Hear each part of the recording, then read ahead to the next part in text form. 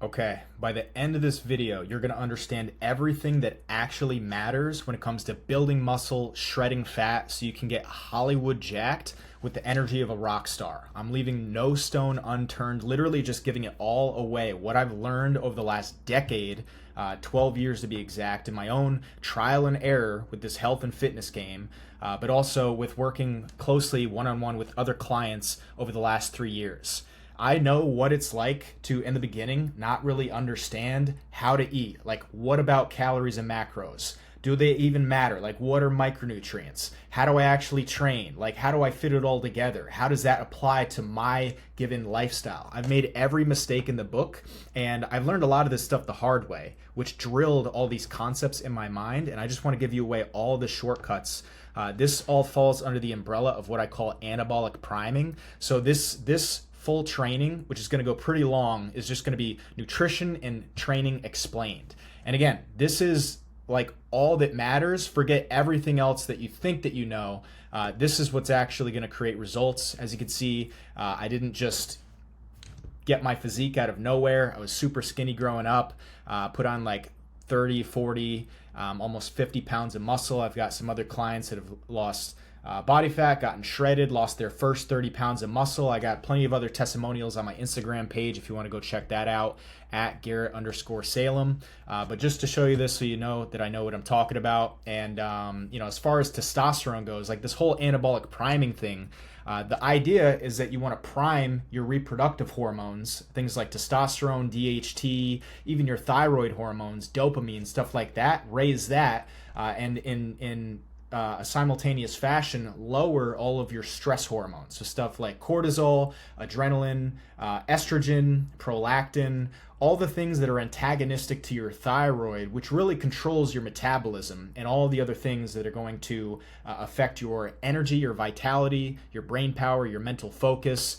so that not only you can look the part, but actually feel the part. I feel that there's a giant gap between the bodybuilders who have the aesthetics, the physique, right? But they feel like crap. They look how they want, they feel like crap. And then over on this side of the equation, there's all the guys that are super vital. They're like sunning their balls on the beach with a loincloth, long ass hair, like, deep breath work all day. And those guys, yeah, they might be super vital, but they don't have the physique. You want the best of both worlds, where you look amazing, but you also feel amazing. You look how you want and you feel the same way. There's no mismatch in the equation. So as you can see, this is my testosterone, 865 at the time of this test right here.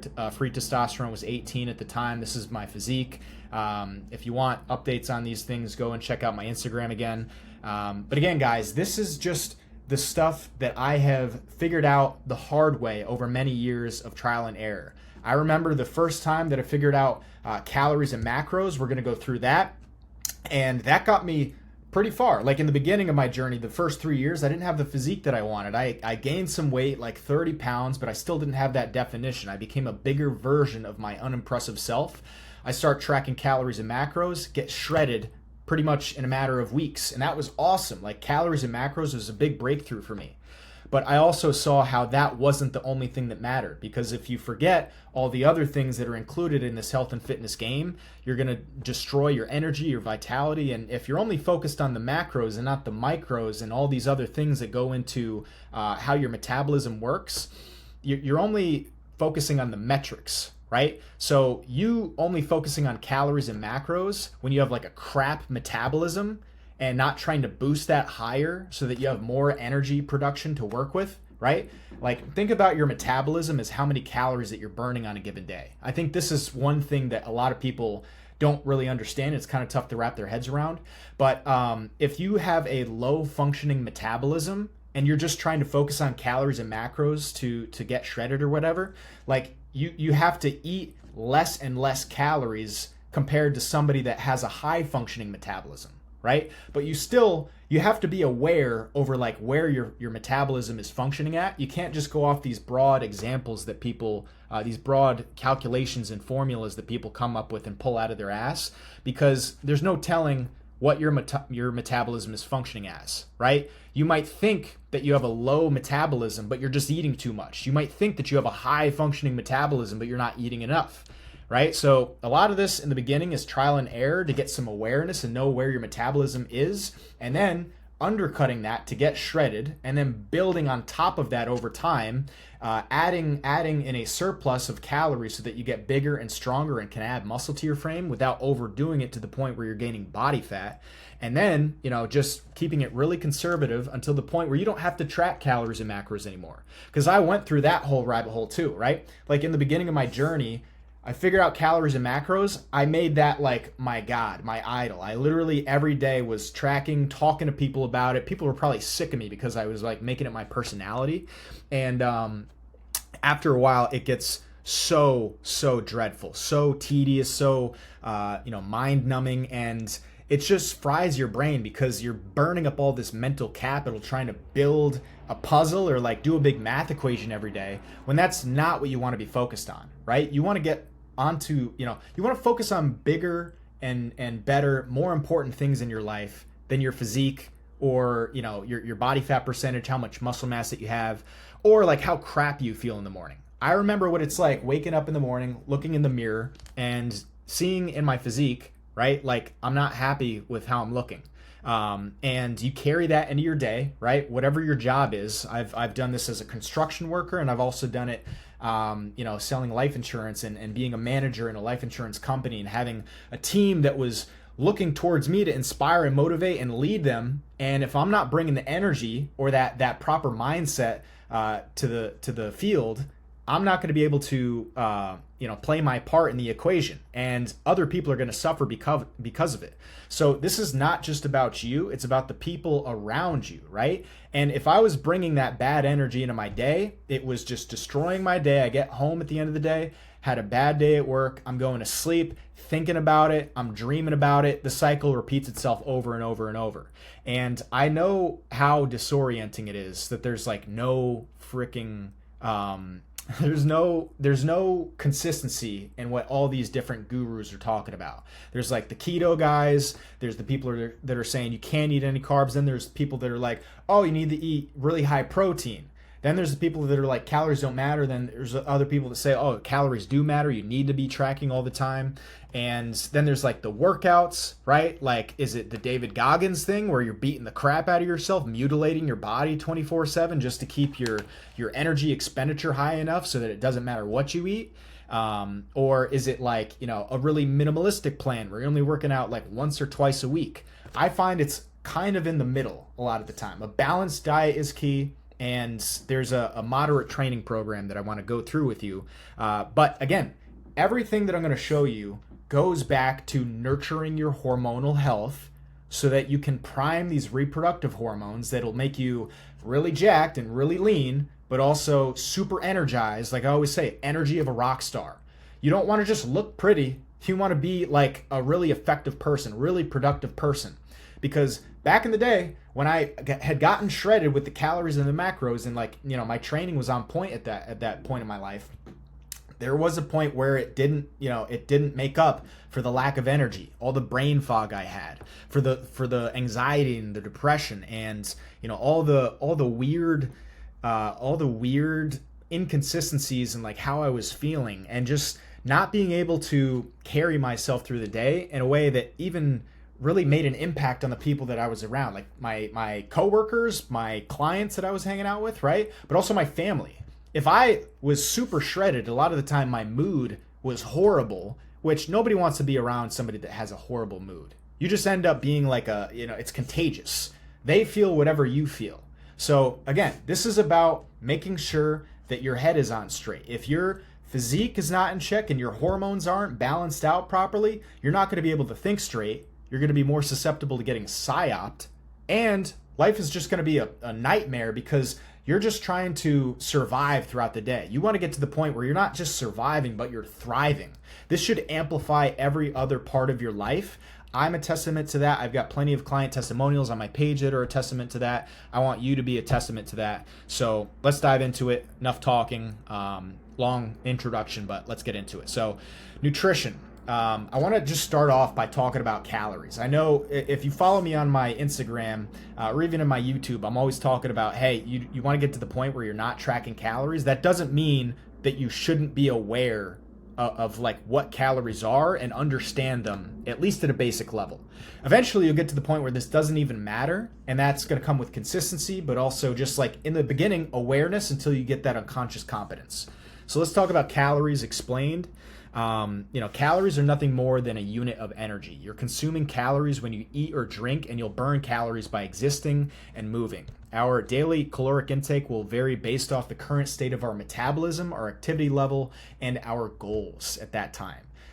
So like when I say daily caloric intake, I'm just talking about like what your goal is at that moment. And if your goal is to build muscle, a calorie surplus is going to be best. If your goal is to lose body fat, a calorie deficit is going to be required for that, right? So maintenance calories, otherwise known as the amount of calories that you can consume daily and not gain or lose any weight with, they will largely be determined by the current state of your metabolism.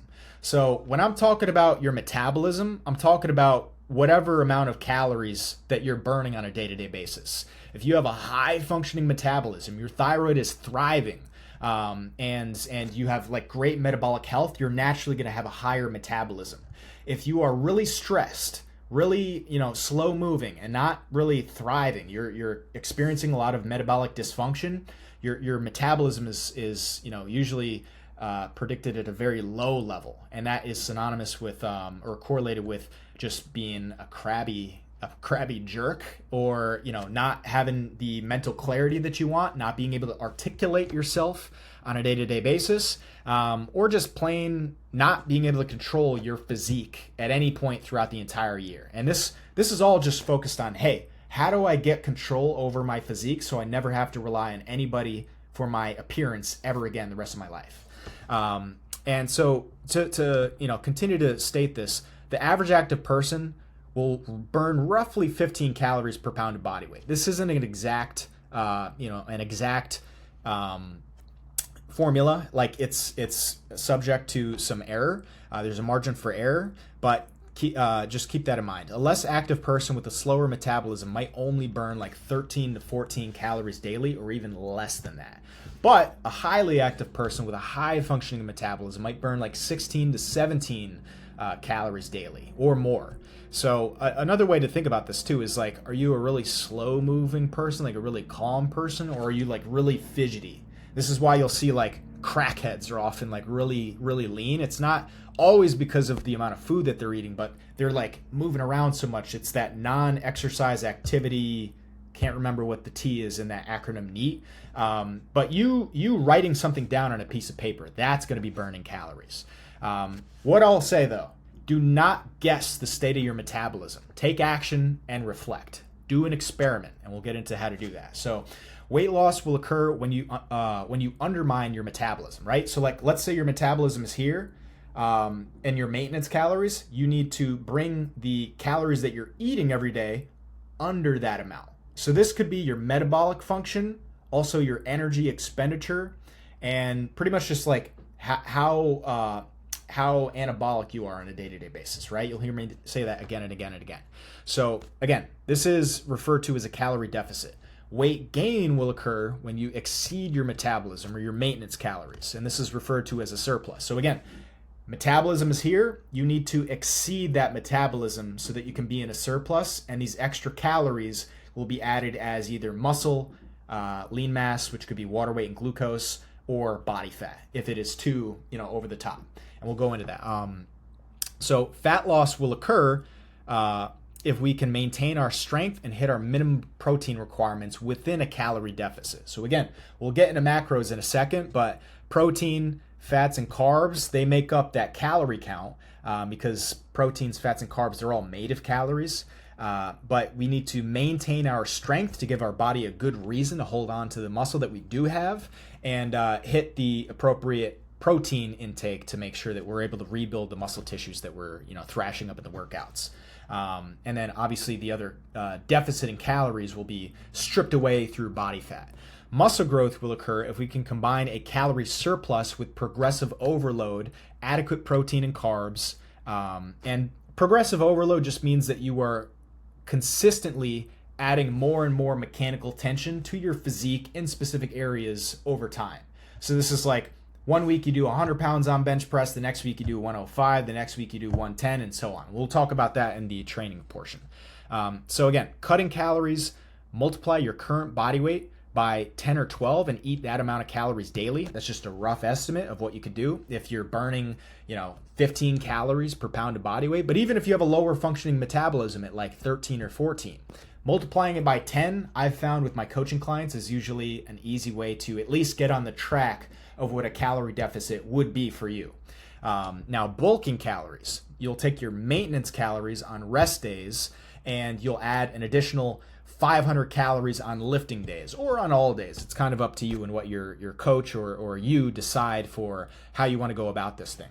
So as far as calculating the calories, examples here. Let's say that you weigh 180 pounds and you want to lose body fat.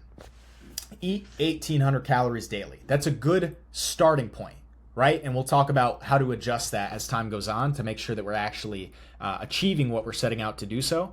180 pounds times 10 calories is 1,800 calories. That's how we get to that amount, because if you're burning roughly 15 calories per pound of body weight, then that would say that you are in a 500 calorie surplus every day, right? So refeed day, so a refeed day, we'll talk about that. But a refeed day is essentially an extra amount of carbs, usually just extra calories in general, but generally they're going to come from carbs. And this is to support leptin, which is one of your hunger hormones, the one that makes you feel full, which can be really low when you're in a calorie deficit for too long. That's why eventually it becomes harder and harder and harder to maintain your cutting plan if you're just eating below your metabolic needs, so to speak. Your brain is like, okay, we're starving, right? We're eating ourselves for energy right now. We need more calories so that we can support, the amount of energy that we're burning up day to day.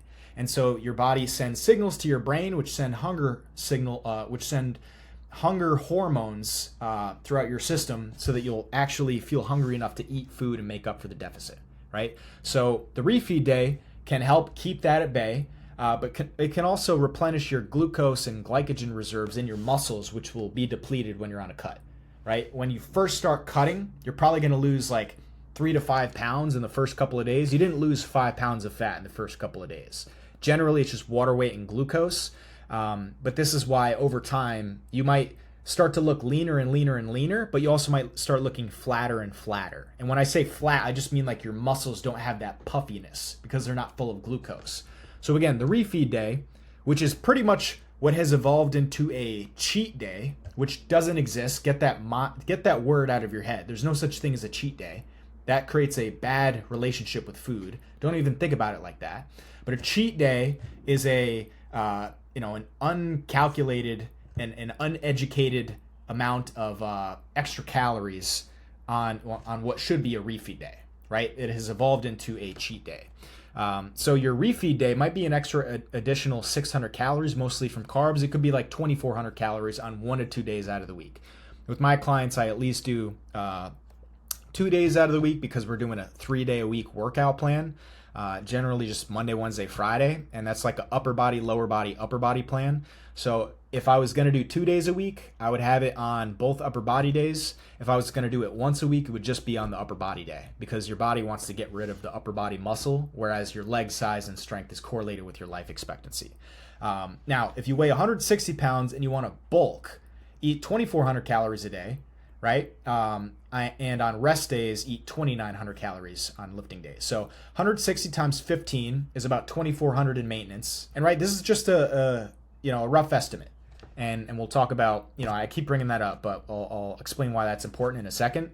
Add 500 to that and you get 900 bulking calories for those lifting days is what I would do. Now, as far as gauging progress, weigh yourself daily as soon as you wake up after using the bathroom. You want to keep your weighing conditions consistent. So when I say this, what I mean is don't weigh yourself with clothes one day and without clothes the next day. Don't weigh yourself before taking a piss, and next day after taking a piss.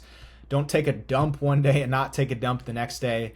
Don't Don't weigh yourself at 9 a.m. one day and like 3 p.m. one day. You want to do it in the morning when you are the lightest after, because you're kind of dehydrated, right? So that's going to show your true weight more than anything. As time goes on in the day, if you're weighing yourself at night or at the gym with that faulty ass scale, that's generally in the gym, there's no telling that it's tuned correctly, but there's also no telling that you're not full of extra water weight or like food in your stomach. It depends on when you went to the bathroom. So again, weigh yourself in the morning as soon as you wake up. That's the best time to do it. Take progress photos and measurements at least once a month. I would do this in the morning, not at the end of the day when you're full of food. And if you're not losing or gaining weight, check your measurements and your photos before determining that adjustments are necessary. So body weight is not the only metric that we need to pay attention to. Say that you're trying to lose body fat and get leaner and lose weight in the beginning. Sometimes you might be in more of a recomp than you are a fat loss phase. You might be in a recomp more than you are like a weight loss phase. Because if you're losing body fat and you're gaining muscle at the same time, say that you're like, these are your two levels of fat and muscle mass. If you are losing body fat and gaining muscle mass simultaneously, they're still going to even out to the same amount of body weight, right? But if you take a look at your waist measurement and you're down like an inch and a half, which I find my clients usually experience this, especially if they don't have a massive amount of weight to lose. But if you are building strength in the gym, your body weight is staying the same, but your waist measurement is going down, that is a telltale sign that you are losing body fat and increasing muscle mass. And then, take photos, because what are we doing this for? It's not to get lesser in weight. It's not to get heavier in weight. We want to look better in the mirror. The first time that I lost 15 pounds, people were asking me how much weight that I gained. Sit on that for a second. The first time that I lost 15 pounds, this dude ran up to me in the gym. He was like, "Bro, what are you on? How much weight have you gained?" And I was like, "Dude, I'm like 15 pounds down." It's because if you lose body fat, you gain definition and you look bigger. It's an optical illusion. So your weight isn't the only important thing, right? A lot of guys are so caught up in this, I don't want to get below 180 pounds. I don't want to get below 160 pounds. Well, you're not going to have the abs that you want, dude. Like, first off, get the abs first, and then we can add the weight back without gaining the body fat back. And that's, where the calories come in. And, I talk about this extensively with my coaching clients. If you're interested in that, hit me up on Instagram or book a call with the link in this description. But the key here is the transition. You don't want to just undo all your progress after your weight loss journey and just like jump into a giant surplus as your metabolism is super down low. But I digress. If you're not losing or gaining weight, check the measurements and the photos before determining if the adjustments are necessary. Can't emphasize that enough. Don't make the adjustments hastily, right? Like, wait another 1 to 2 weeks before doing anything. If you're not seeing the scale move in the direction you wish, add or subtract 100 to 200 calories daily and reflect on the data after another week. So this is why I said, don't just be so focused on, don't just be focused on the weight. Sometimes your waist measurement could improve. If your strength keeps going up, that's another telltale sign that you're increasing muscle, which is what we want. Like, toning comes down to losing body fat and increasing muscle mass. If you're achieving at least one of those at any given time, you're in good shape.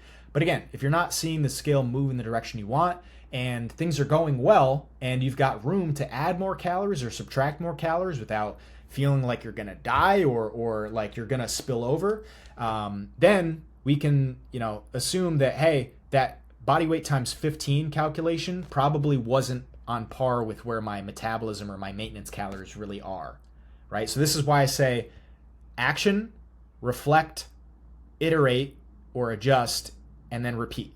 So always take action, reflect on the data, make the adjustments, and then decide what to do in the future. So don't adjust the calories until you can say for sure, okay, I'm losing weight, I'm not losing weight, or I am gaining weight. And then just depending on what your goals are at that moment, then move forward. Expect your weight to zig and zag. I can't emphasize this enough. Your weight is not going to go bam. It's not going to go boom. It's literally going to go zig and zag on the way down, and same deal on the way up. So don't look for the average. Don't waste your time like adding all the weights up and seeing like if it's trending downward or anything. Just look for the weekly low. Your body weight could stay the same for like a week, maybe even two, but out of nowhere just drop down. But on a given week, you might see that your body weight, like it was like a pound lower than all the other days, right? Or it might be 3 pounds down on one specific day, but on all the other days, it was a lot higher. So again, you just want to see that it's trending downward. Focus on the low, not the average. Let's talk about macronutrients. And again, I found a lot more benefit in focusing on micronutrients, but it's because I had the established consistency with the macronutrients and made that unconscious competence a reality for myself before I even started focusing on micronutrients. But again, you can't just stay at macronutrients because that's not the only thing that matters, right? So let's talk about protein. The function of protein is it is essential to build or repair muscle and connective tissues in addition to many other bodily processes regarding hormones and routine maintenance. The most satiating macronutrient is going to be protein. This is why eating like a ridiculous amount of chicken or a pound of beef or whatever amount of fish is very very filling compared to just eating like a whole sleeve of Oreos or like a bunch of carbs. Fat is also very satiating, but protein definitely the most satiating. You only really need 0.82 grams per pound of goal body weight to retain or gain muscle mass. A lot of people think it's way over that amount. They're talking about 1.52 times 2 grams per pound of body weight, and that's just, if you're eating that much protein, number one, you have to rely on supplements to get there, which means you have to start consuming synthetic and fake foods. But you also just end up like slashing your fats and your carbs down super low, and then your testosterone and your other reproductive hormones plummet, which makes you feel like crap. It also lowers your metabolism and makes the whole process a lot more annoying. Now, though protein is very thermogenic, increases your metabolism, more protein is not always the right answer. Again, the upper limit is usually about 1.2 grams per pound of goal body weight. Any more than that, and you're just going to kind of get diminishing returns. If you're 180 pounds and trying to cut down to 170, 139 grams is your minimum protein requirement. So yes, you could eat as low as 139 grams. For good measure, I usually do at least a little bit above that. I would probably go to 145 or at least 150. If you're trying to bulk to 200 pounds, you're going to see diminishing returns on anything above 240 grams daily. Again, that 1.2 gram per pound of goal body weight is what you want to keep in mind. And then 0.82 grams on the low end. Now let's talk about fat. Healthy fats from saturated or monounsaturated sources will keep your testosterone levels in check. They'll also keep you satiated and support your joint health. So steer clear of polyunsaturated fats and trans fats. That's like stuff that you can find at McDonald's. Polyunsaturated fats are what seed oils are. And they're found in nuts, they're found in poultry, some fatty fish too. But these create oxidative stress and lower reproductive hormones such as testosterone, but also thyroid hormone. And your thyroid controls your metabolism. Again, I'm going to keep reiterating, we're talking about hormones that affect how many calories you're burning on a day-to-day basis. It's not just the, I am where I am and I'm going to eat less than that. It's like, how do I increase the amount of calories that I'm burning? Become an energy burning machine, an anabolic powerhouse, as I like to say. You want to keep your fats about 35% of the total calories for good measure. I've seen coaches really destroy their clients in having them eat like 20% fat diets, 25% fat diets. There's a graph that I've seen that has testosterone levels on a 20% fat diet versus a 40% fat diet. And it really is night and day. The 40% fat diet is obviously higher. Not to say that you need to go up that high or higher. Like, I'm not talking about doing keto, because then you're nuking your carbs so low that you experience the drop in testosterone too. And your body has to go through other pathways to create glucose by increasing stress hormones, which is why people on keto or carnivore often go bald or like feel like crap in the beginning until their stress hormones like cortisol and adrenaline upregulate to make up for that deficit in carbs. But again, 35% is where you're going to keep the balanced diet. Again, it's not high protein, it's not high carb, it's not high fat. It's a balance of all three. And this is just what I found to work best for me and for my clients, and just to keep you satiated, but also keep your testosterone in check. And again, keep your joint health in check too. If you're doing heavy lifting, which is what I recommend, not to say that you need to go below 4 or 5 reps, but if you're using any amount of resistance training in your regular scheduled programming, you want to make sure your joints are in check. Another symptom of a low-fat diet is going to be stiff, cracking, like popping joints. You want to make sure that the things moving your muscles are in check. There's 9 calories in every gram of fat, which is why people think that low-fat foods are often healthier, because lower calories are correlated with being healthier, which is the biggest lie on planet Earth. But if your goal is fat loss and you're 180 pounds, eating 1,800 calories daily, your daily fat goal would be something like 70 grams, okay? I really don't like my clients going below 1,800 calories. If you are going below 1,800, it's because you're either like just a lot smaller of a human being, like maybe you're shorter than most, or you're like a 120-pound girl trying to get to 100 pounds, something like that, right? But for the most part, you don't want to go below 1,800 calories. So if you were at 1,800, that times 0.35 is 630. Divide that by 9 for 70. Now let's talk about carbs. Last but not least, they are very important. Carbs are important for energy, metabolism, and recovery. They don't make you fat, and sugar is not your enemy. Okay? Carbs do not make you fat, and sugar is not your enemy. They're actually crucial for your thyroid function, which controls your metabolism. Remember that. Simple sugars like glucose and fructose are the main energy source for your thyroid. Depriving your body of these simple sugars will lower your metabolism, making it more difficult to shred fat on a cut or to gain muscle on a bulk without losing your abs and getting fat. Again, if you are, trying to undermine your metabolism and you're nuking your carb intake, your metabolism is naturally going to be lower. So you literally have to eat less food in order to be in a calorie deficit, which is undermining your metabolism, right? But if you boost your metabolism through these carb and sugar infused foods, simple sugars, right? I'm not talking about soda or, like candy or anything like that. But other stuff which we'll talk about, such as fruit juice, raw honey, dairy, which is lactose, sweet potatoes, white rice, stuff like that can boost your metabolism so you can eat this amount of food and still be in a deficit, right? Makes life easier in a time where your body is literally eating itself for energy, which is super stressful on your body, and that's why nobody feels great when they're eating less calories, okay? We got to play the long game, not the short term. And to calculate carbs, add your protein calories and your fat calories together and subtract the sum from your total calorie goal for the day. So if you're 180 pounds with a goal of fat loss, your calories and macros might look something like this: 1,800 calories, 150 grams of protein, 70 grams of fat, and 142 grams of carbs. So 1,800 total calories minus 600 plus 630, which is the protein calories and the fat calories together. Again, 150 times 4 and 70 times 9. That's those two. Equals 570 carb calories, and there's 4 calories in every gram of carbs. So we divide by 4, and we get 142.5 grams of carbs. All right.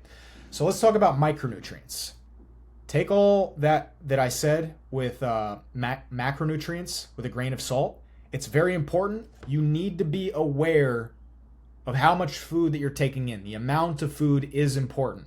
But if you want to supercharge your physique, supercharge your hormones, these reproductive hormones which affect your metabolism, but also, not only how many calories you're burning, also your energy, how you feel on a day-to-day basis, your mood, your fertility, right? If you're trying to conceive, this is super important. It's not just how you look, it's how you feel and how you operate. And your energy is arguably more important than your time, right? If you're going to feel like crap what good is your time versus like if you feel amazing, even a shorter amount of time is hypothetically more useful and desirable. That's a philosophy for a philosophy talk for another time. But again, micronutrients are essential vitamins and minerals necessary for metabolism, immune system, and cellular function. So vitamin A, B, C, D, E, and K are the ones that you want to focus on. Trace minerals such as magnesium, zinc, copper, iodine, selenium are the ones we want to keep in mind. Get as much of these through your diet as possible and supplement when necessary. Micronutrient-rich foods include things like organs, so beef liver and heart, but other foods such as oysters, bee pollen, 100% grass-fed, red meat, 100% grass-fed A2, and raw dairy. Pasteurization usually burns up some micronutrients, and whole pasture-raised eggs are going to be micronutrient dense as well. So let's talk about food quality and sourcing.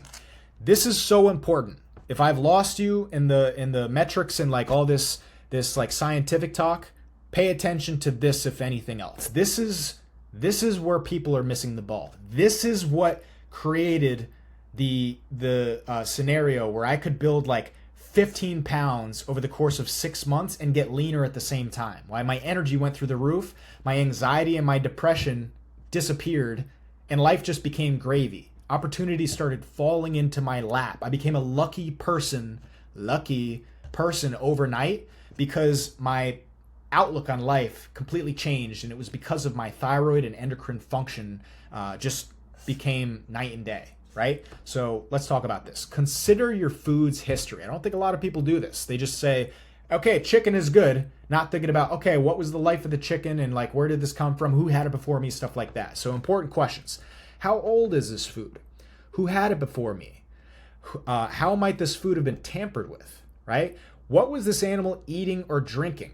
It's not just the food that you're eating, right? Like I had this scenario where I used to be a construction laborer, and I'm driving in a truck with my boss.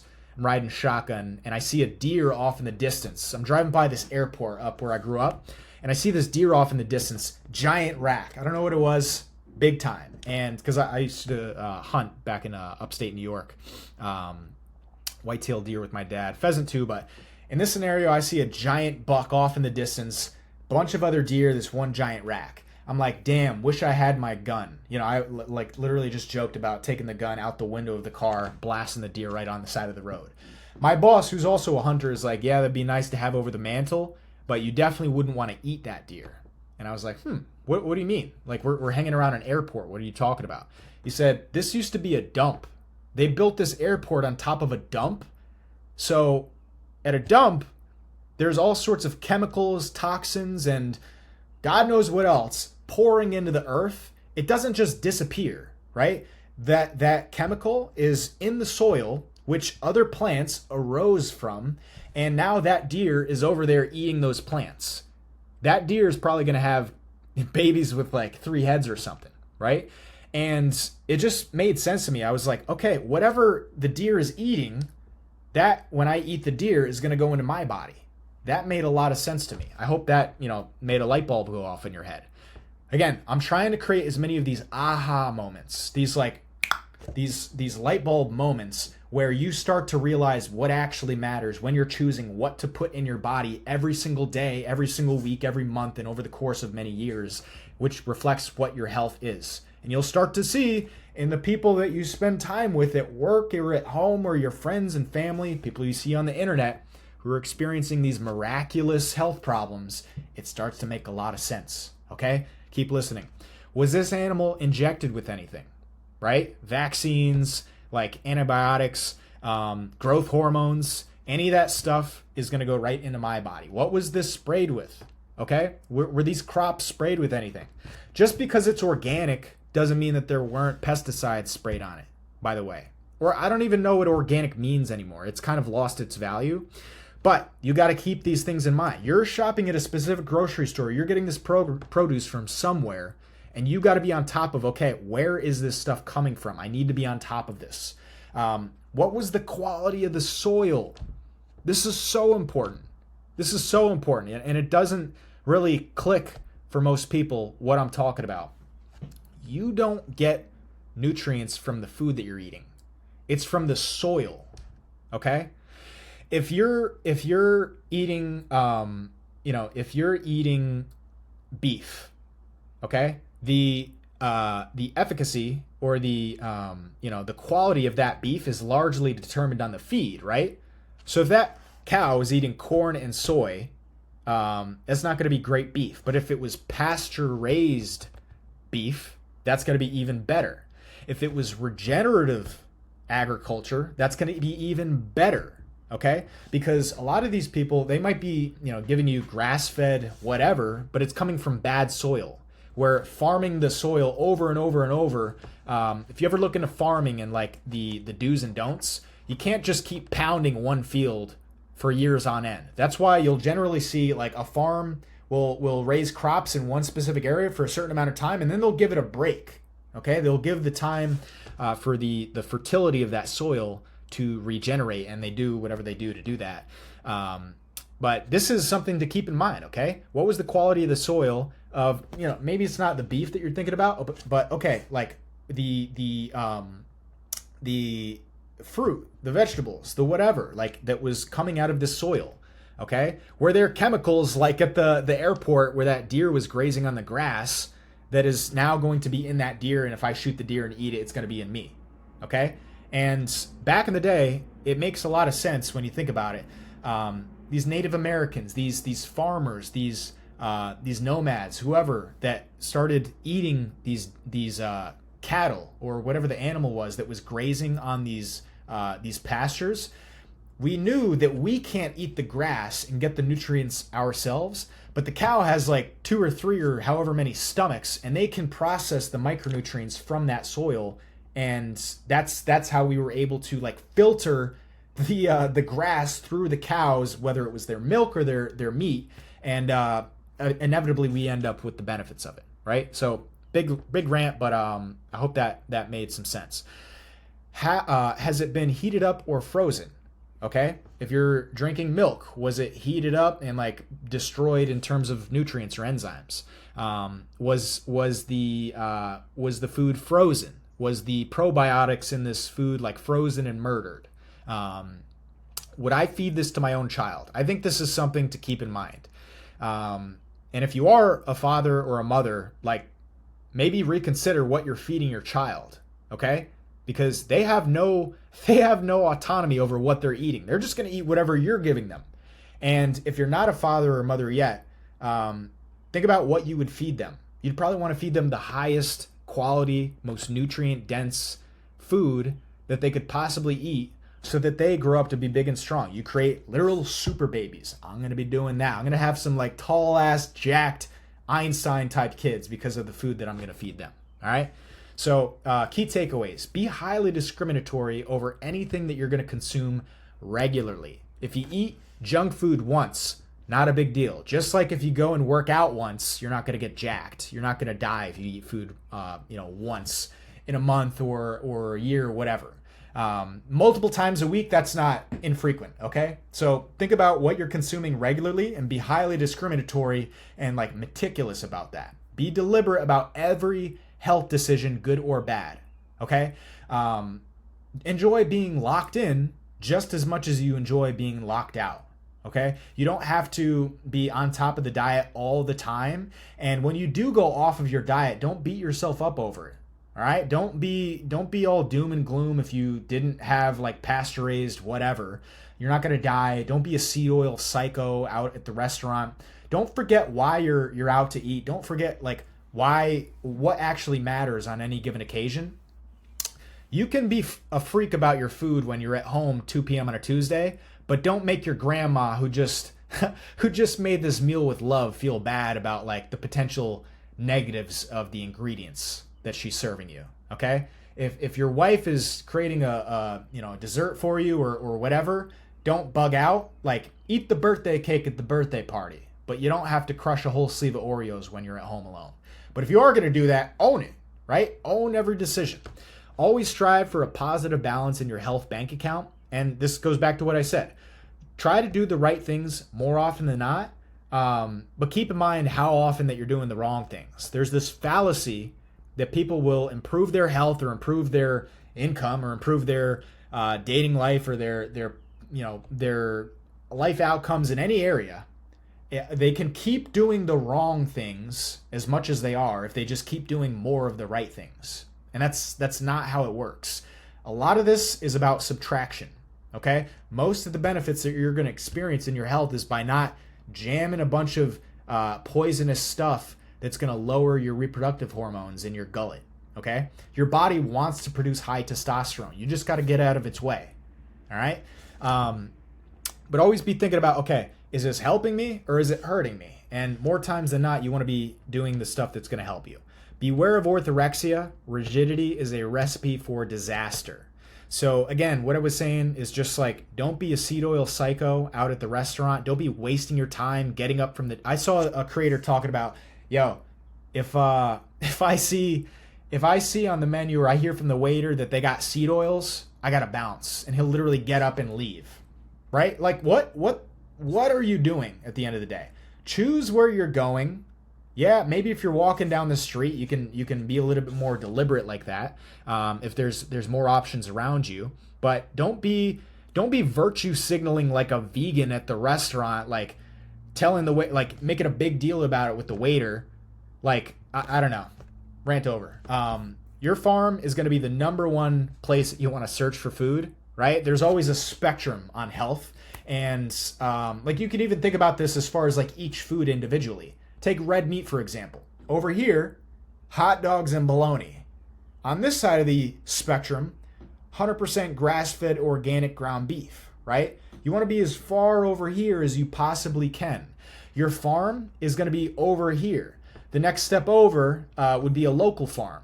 A farmer's market would be next best after that, where you could shake the farmer's hand, ask him about like, hey, where is your farm? Like, what are you feeding them? What's the history of your organization? The next best thing would be grocery stores, ideally stuff like Whole Foods, Sprouts, Erewhon, and then probably the worst would be like a gas station, right? But there's still things you can get from a gas station. It's just not going to be ideal, okay? The golden rule is just do what you can with what you can when you can, wherever you are. All right, you're not always going to have the perfect scenario to have high testosterone or have a really anabolic state of health, depending on what your goals or your living situation is, or like, are you traveling? Are you at somebody's graduation party? Are you out to dinner with clients? Are you whatever, right? On the road, who knows? You're always going to have to make the best decision based on what you've got available to you.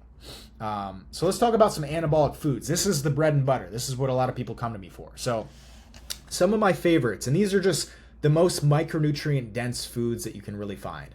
100% grass-fed organic ground beef. I usually do ground beef or ribeyes would be best. Though any grass-fed beef is going to be okay. You can do buffalo, you can do these other meats like, turkey, chicken and stuff like that, but red meat is going to be superior to any of that. Pasture-raised chicken or duck eggs. Duck eggs have a bigger yolk, so if you're doing them raw, you might want to do duck eggs. But just in general, chicken eggs that are pasture-raised are going to have more micronutrients. And raw 100% grass-fed A2 dairy is the best type of dairy that you can find. So this would constitute whole milk, colostrum, Greek yogurt, kefir, butter, or even ice cream. All right, so you don't want to go to your local grocery store and pick that cliche gallon of milk with the red top on it. That's probably going to be crap. No skim milk, no almond milk, no oat milk, none of that. You want 100% grass-fed A2 dairy. A2 dairy is the dairy that we evolved on. And this is the screwed up part. Most of the dairy that is on the shelves in stores these days is A1 dairy. And this is usually incompatible with a lot of people's microbiome. So and this is kind of a bombshell, a lot of people who think that they are lactose intolerant are actually just intolerant to this A1 protein gene or casein gene. So why is there A1 and A2? Quick history lesson. A few thousand years ago or a couple thousand years ago, wherever, a lot of the cows started getting stressed out And when an animal gets really stressed out, it mutates and thus created this A1 gene. And over time, the A2 cows just got like, smaller and smaller, and the A1 cows got bigger and bigger. And now, for whatever reason, A1 cows are what are supplying the milk on the shelves in grocery stores, and A2 is more of like a delicacy, I guess. So again, you want to focus on A2 dairy, ideally.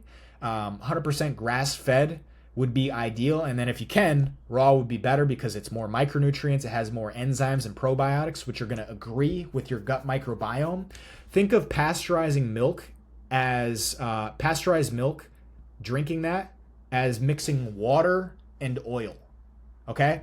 Raw milk agrees with your gut microbiome. It can actually like bind with it, whereas raw milk can't necessarily bind with it. So I do like a gallon of either goat milk, or which has more lactoferrin, or cow milk every week. Colostrum is like the first milking from a cow after it gives birth, so there's going to be more lactoferrin, which is good for gut health and growth hormones, but there's also more micronutrients and other things in there. Greek yogurt is going to have the highest amount of protein per volume, right? So you don't want to just get regular yogurt, but Greek yogurt would be better. Icelandic yogurt is good too, skyr. Kefir is kind of like in between yogurt and milk. It's a little bit more sour, and it's great for the gut. If you have trouble with dairy, you might want to start off with some raw goat kefir. Just start with a cup of that per day and see how you feel over time. And just start adding more and more of it and like diversifying your selection. Butter, I try to cook all my eggs in butter. And then ice cream is a superfood, really. Like, I do believe that ice cream is healthier than salad, if it's the right ice cream. I'm not talking about Friendly's, Dairy Queen, any of these seed oil infused and like, high fructose corn syrup, artificial or, colored type ice creams. I'm talking about cream, milk, egg yolks, vanilla extract, sugar. That's it. Okay. The raw ice cream that I get from the farm, or I get raw milk, shameless plug, Miller's Bio Farm, if you guys want to check it out. I think they deliver most places on the East Coast. It's literally just raw cream, egg yolks, pasture-raised egg yolks, vanilla, maple syrup, and salt. Okay? That's as good as it gets. They also make a good raw goat ice cream too. Next after that would be fruit and juice. So these are those simple sugars that are going to support your thyroid. I have historically done apples and bananas. Pomegranate juice is a great way to boost your testosterone. It'll boost nitric oxide production, which will help your Leydig cells produce more test. But it'll also just help bust up those calcium deposits in your arteries. Those calcium deposits are what make up arterial plaque. And that's what disrupts blood flow, right? But it'll help bust those up and promote better blood flow, so you get better pumps in all parts of your body, if you know what I'm saying, you married men. Orange juice is also great for muscle pumps because of the electrolytes and also the sugars. But it also will help lower inflammation in your gut from oxidative stress caused by like seed oils or what else that's inflaming your gut, okay? Orange juice is just glucose and fructose, and I just find that I feel so much better if I'm having orange juice. I have like at least 16 ounces a day. Even throughout the day, I'll just take swigs of it, which is great. Raisins are another good one. And I used to put those in my yogurt because they have high boron content. A lot of people will supplement with boron for the free testosterone boosting benefits, and it also will help reduce stress. Raisins are good, and then blueberries is what I've been putting in my yogurt recently. Bee products are also another great thing to have in. Raw unfiltered honey every single night. Right before bed, I have a tablespoon of that to boost my luteinizing hormone. And it's also a good source of carbs to keep your liver glycogen up, so that you don't run out overnight and your cortisol spikes, waking you up in the middle of the night. Again, if you wake up in the middle of the night, your glucose reserves might have just run out. So keep that in mind. Bee pollen is another great food to have in. This is like my multivitamin. Okay, I don't take a multivitamin. I just take a scoop of bee pollen to the dome every day. You can put it in your yogurt, put it on your ice cream. Think of it as healthy sprinkles. Sasha Wyman made that claim back in the day. I thought it was really good. Sasha's Naturals on Instagram, I believe. Bee pollen is packed with all sorts of micronutrients, and it blocks the aromatization of testosterone into estrogen. Okay, it'll boost ATP, which will help you boost your metabolism, and it'll also block histamine, which is going to make you less susceptible to getting allergy symptoms. Okay, so if you are really plugged up over the spring or the summer with allergies, consider having bee pollen. But just make sure that you're not allergic to it as well too, because that could be a problem as well. Propolis is really good as well. Royal jelly is probably one of the best supplements on earth that you could take. My dad is a beekeeper, and royal jelly is something that Cleopatra Nefertiti used to apply on their skin for the topically for the anti-aging benefits. But it's also just going to be a really potent beneficial compound for your reproductive hormones. So your DHT, testosterone, dopamine goes up because prolactin goes down. Your thyroid will do better. All sorts of stuff across the board. It can make children in puberty grow taller. Okay, my kids are going to get a healthy dose of royal jelly every day. This is the reason that the queen bee ends up being twice as big as the worker bees that she was born alongside. All right, keep that in mind. What do you think it's going to do to you if you consume that on the regular? Bee bread is another classic video that I've made on Instagram if you haven't checked that out before. Bee bread is something that the bees do themselves. They mix bee pollen and honey and bee saliva, a couple other things. And what's going on there is the bee pollen ferments inside of the honey and becomes more bioavailable. You don't have to get bee saliva and all these different things. All you need is pollen and the honey. Ideally, it would be raw from an area where there's no GMO crops. And you just do like 1/3 of the bee pollen in a glass, like 1/3 tall, and then fill the other 2/3 with honey. Let it mix, like flip the bottle over and over and over the course of a week. And after a while, you can just start taking a scoop every day. And it's a really sustainable food too, because honey never goes bad. They found tombs in ancient Egypt where the honey was still edible from like 2,000, 3,000 years ago. So check that out. If you are going to have vegetables, I recommend tubers such as sweet potatoes, onions, or raw carrots. You don't really need vegetables. You can get the benefits that you would get from vegetables from other things, but these are a couple that I would choose. Raw carrots specifically will lower endotoxin in your gut. They'll bind to endotoxin and remove those from the gut, which lowers excess estrogen, and that can help produce more testosterone and other reproductive hormones. The sauerkraut is also another good idea. High vitamin C. It also has vitamin K2, and it's a fermented food, which is good for the gut. Basically the Nazi diet. And after that, in terms of sweeteners or just condiments in general, I like 100% pure maple syrup, organic cane sugar. Ideally, it would be like raw cane sugar if you are going to put that in your coffee or something. Sea salt, I use Redmond's, but if you use a Celtic sea salt, that would be good. Icelandic sea salt is great as well. Ceylon cinnamon is going to help lower LDL cholesterol. It's going to help boost testosterone. It is a vasodilator, which will help boost blood flow in the body too. And instead of using black pepper, I like to use grains of paradise pepper. This is something that I learned from Lucas Owen. Grains of paradise will help lower your blood pressure even, which is pretty cool. But it tastes just like black pepper. So instead of putting black pepper on my eggs, I'll just put this on, and it helps me boost my tests. No real change, no real effort on my side other than buying a different product. Coconut oil is great for the thyroid. And ghee, beef tallow, extra virgin olive oil. These are other good oils and fats that you want to have in your diet. Personally, I cook with butter for the most part. But taking a swig of extra virgin organic olive oil can be great in terms of vitamin E, which will help lower prolactin and boost dopamine. Again, you're going to hear me talk about prolactin and dopamine all the time. These two have a antagonistic relationship, or an inverse relationship. So when one is high, the other is low, and vice versa. So you want more dopamine. That's going to help you boost your testosterone. Prolactin is a hormone that you get a brain dump of prolactin every time that you ejaculate, and which should be very telling.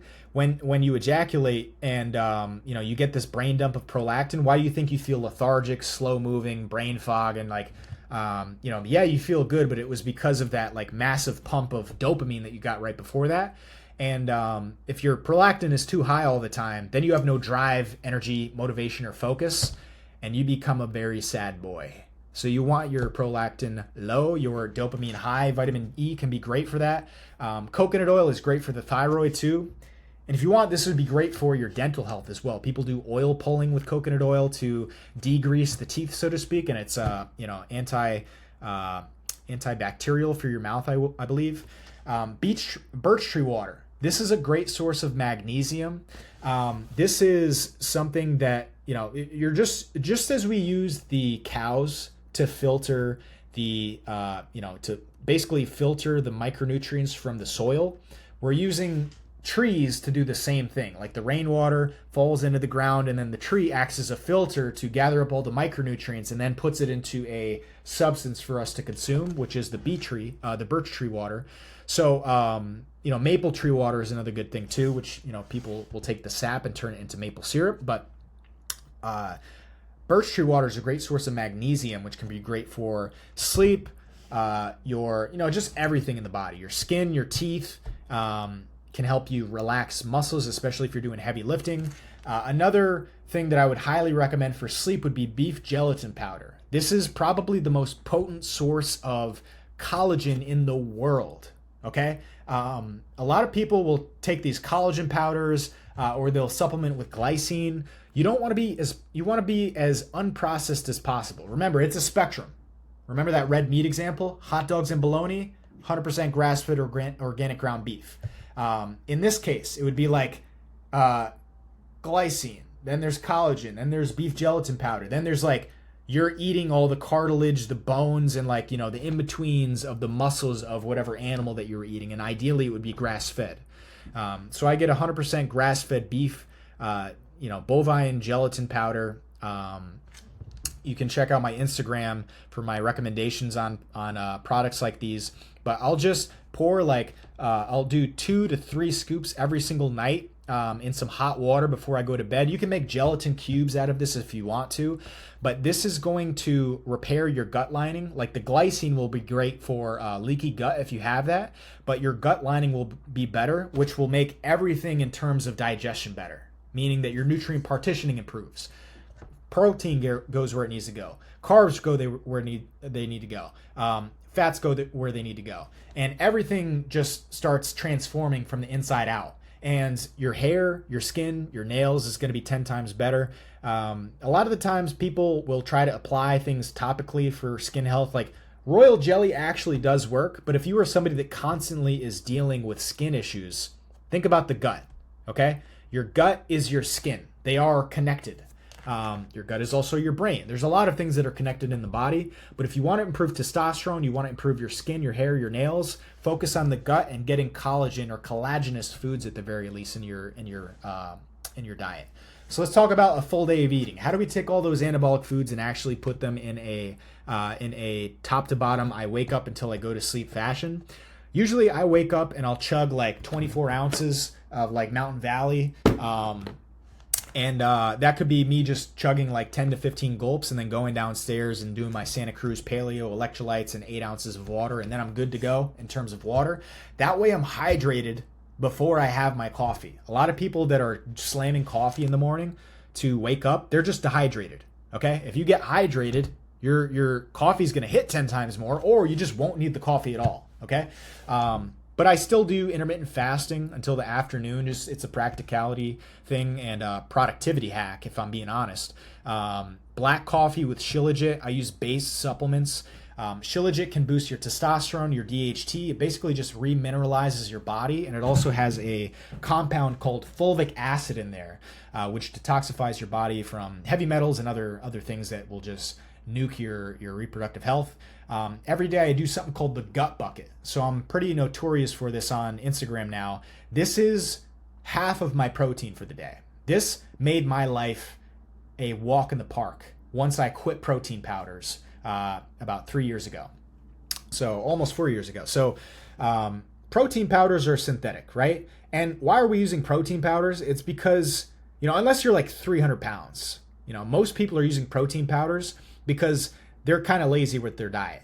If you quit protein powder, you're going to corner yourself into making better food decisions. All right? I don't think anybody can deny that. So when I cut out protein powder, I just didn't want to consume anything artificial, synthetic, or anything that I couldn't find 500 years ago.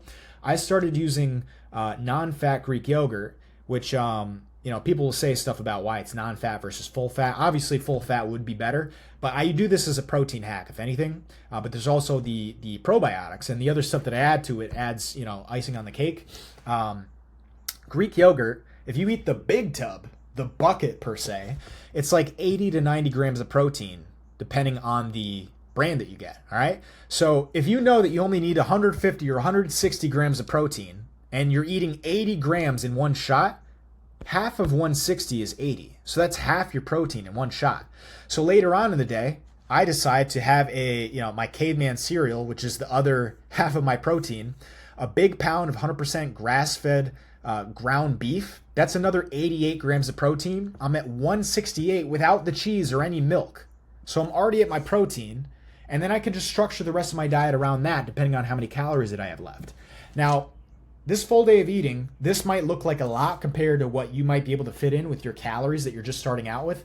But this is because I built my metabolism over many, many months with consistency, but also just like nurturing my body with more mechanical tension in the gym, but feeding it more and more calories, which my body, knowing that it was burning a ton and it was getting more and more food, it was like, whoa, we're getting more food. We can increase the amount of energy that we're burning on a day-to-day basis. Because we're not going to starve to death. And then you just keep pacing and leading your metabolism higher and higher and higher until the point where I was eating like 3,500 to 4,000 calories a day and I wasn't gaining any more weight and I was already shredded, okay? So I'm already here with this diet and this is where this will lead you to. But keep in mind, you might need to start a little bit, you might need to just start with the staples. And when I say the staples, I'm talking about, for me, the gut bucket and the caveman cereal, the Greek yogurt bowl, and the pound of ground beef. That is my staple, my protein, because when you think about your diet, you want to do it like a budget, right? You want to take your income, which would be your calories in this case, and you want to subtract your most important expenses from that income first, right? You would take your mortgage or your rent out of your income, and then whatever is left over would go to your other expenses. So in this case, protein is the first thing that we figure out. And once we figure out the protein, we'll just structure the rest of the diet around that, depending on how many calories that we have left. So maybe you just start off with the gut bucket and the caveman cereal, or like if I was just doing the Greek yogurt earlier in the day, maybe I just have a steak with eggs at the end of the day, or maybe it's like a pound of chicken, or maybe it's tuna, or maybe it's whatever you like eating, cottage cheese. I don't know how you like getting your protein in, but this is something that you need to get in check. Think about this right here. Figure out the food combinations that add up to your minimum protein requirements. And then you can structure the rest of your diet around that. Ideally, you come up with a couple of different examples of that so you don't have to eat the same thing every day like a robot, which is kind of what I do. But it's just because I've really zeroed in on the perfect routine for me to now I just kind of go about my day. It's a list of food that I'm going down every single day. Maybe it changes slightly here and there, but this is my go-to that, just frees up all this mental capital up top that I can use more wisely on other things that are actually important, right? We don't want to make our diet and our health our personality or our, I'm a fitness coach. I'm a health and fitness guy. So obviously I'm talking about this stuff all the time. But when I'm eating like my Greek yogurt bowl, I'm not just like, oh, this is totally boosting my tests. I'm totally getting more gut health benefits. I'm just like, I'm eating the food. It's like a dessert to me every day, right? And that's why I do intermittent fasting. Is because the first thing that I eat every day, it tastes like candy. Okay, it used to be the fruit down here, the apples, bananas, and red grapes, or clementines back in the day. But nowadays it's probably this Greek yogurt bowl. And again, I'll add the Ceylon cinnamon to that because of the blood flow and the testosterone. Pure maple syrup, not Aunt Jemima, none of that Mrs. Buttersworth BS. We're just doing 100% pure, right? If it wasn't around 500 years ago, I don't need it. Blueberries because of the antioxidants, but also because they taste delicious. All right. The Playboy potion. I've slapped this name on it. Like I just made that up. Pomegranate juice because of the blood flow and the testosterone boosting benefits. Apple cider vinegar can be a great way to increase insulin sensitivity. That will help with nutrient partitioning, as I explained earlier. This is what bodybuilders are going after. They're going after the insulin sensitivity. They're doing anything that they can. Apple cider vinegar will help you naturally increase that. It'll improve your stomach acidity, and digestion just improves. And like having that twice a day, like 2 tablespoons, can be great. Earlier in the day and then once before bed. You can even do it a third time at a time of your choice. I have historically just put it in the pomegranate juice and like at night 8 ounces of water to dilute it. Don't take a shot of ACV. You'll burn your throat and your esophagus. It won't be fun. You won't get the benefits. More cortisol is not good, okay? No bueno. Creatine, I just do that twice a day. I take this creatine stuff. Check them out. It's monohydrate bound to the precursor to creatine, which is guadalinic acid, which makes it, there's more receptors for it to enter the cell, so you don't have to cycle off of it. It's more potent. I digress. The pine pollen is also great. I have historically said if you really want to increase the toxic masculinity, do the pine pollen. This is a supplement that I take daily from base supplements. I'm not trying to go on a supplement rant right now, though there is a section of that later on in here. Pine pollen is something used in traditional Chinese medicine, and this is a potent source of phytoandrogens. So I'm sure you've heard of phytoestrogens. This is what's wreaking havoc on men's testosterone levels nowadays. All the phytoestrogens in the environment and the food. Pine pollen is phytoandrogens, which is the opposite. These are the building blocks for testosterone.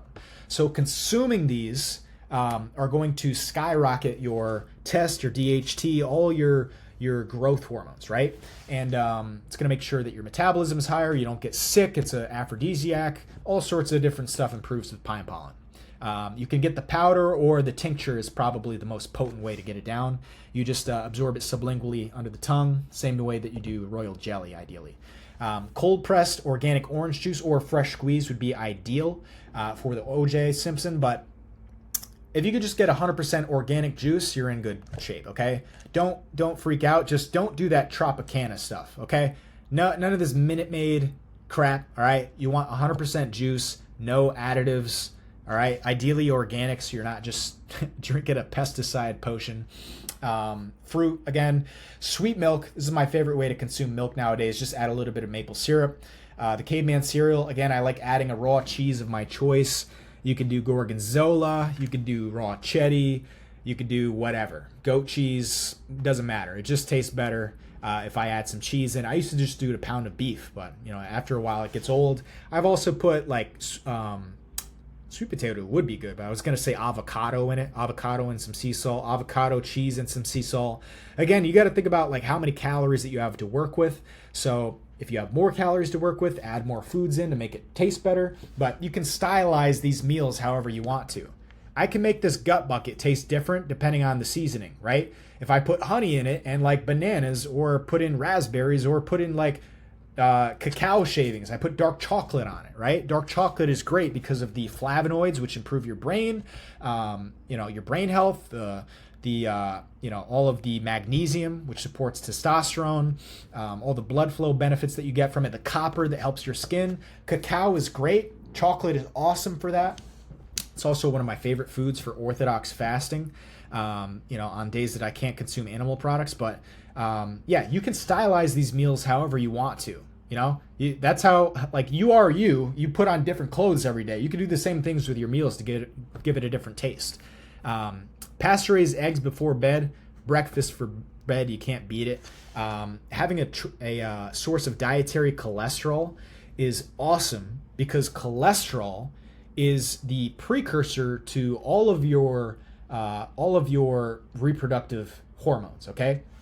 Cholesterol turns into pregnenolone, which thus turns into testosterone, DHT, but also estrogen, okay? So anybody telling you that you want to cut out cholesterol or you want to lower your cholesterol, do not listen to them, okay? All sorts of doctors are putting people on statins, and cholesterol is super important for your brain.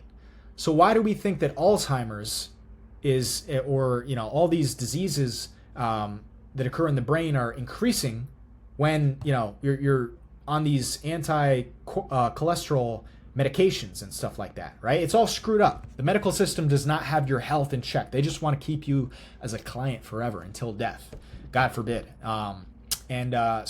Cholesterol, whether it's meat, cheese, eggs, milk, whatever. Having that right before bed when your testosterone peaks, I think it's at midnight, just sets you up for a great scenario for you to boost your testosterone. Raw carrots, again, they lower estrogen by lowering endotoxin in your gut. Raw ice cream, can't say enough about it. It's one of the best ways to end the day. Or pre-workout as well. I get some nice greasy pumps from ice cream. 20 grams of beef gelatin powder mixed up in some hot water. A little bit of birch tree water. Again, if you're having this all on top of bed, like maybe wait a little bit of time to let the fluid drop out of you so that you're not waking up to go to the bathroom. That's another thing that I'll talk about in the future is sleep, because that's another whole part of this health thing is like optimizing your sleep. If you're sleeping better, the time you're awake is better and everything's working better. Red grapes are a good source of melatonin. It's not like they have a drastic amount, but having those before bed is also like carbs to keep your liver glycogen full as you're asleep so you don't wake up from the cortisol spike. 400 milligrams or 500 milligrams of magnesium glycinate right before bed can be great. And you can have zinc before bed. If you're getting lots of eggs, oysters, beef liver, stuff like that, you really don't need this extra zinc. Also, my vitamin D3 K2 supplement that I use has zinc in it, so I don't really need to supplement with zinc. But again, if you're waking up in the middle of the night or you're waking up too early before you want to, it's probably because your cortisol is spiking, whether that be because you are running out of liver glycogen or some other reason. Zinc can help stave off that cortisol spike that wakes you up in the morning. All right, so keep that in mind. One of those testimonials that I showed you in the beginning, Nico, he lost 30 pounds working with me and started off his transformation. He was using zinc to, because he really couldn't sleep more than, I think, like 5 hours per night for like the last 10 years. We got him sleeping like 6 or 7 hours, and zinc was one of the things that we started to add in. All right. So let's talk about hydration. Hydration, I don't think a lot of people understand about hydration. People really screw themselves up here. But hydration is just water plus electrolytes, aka salt, minus sweat. All right. So if you are exercising more or you're a high performance athlete, you need more water and more salt because you're sweating so much.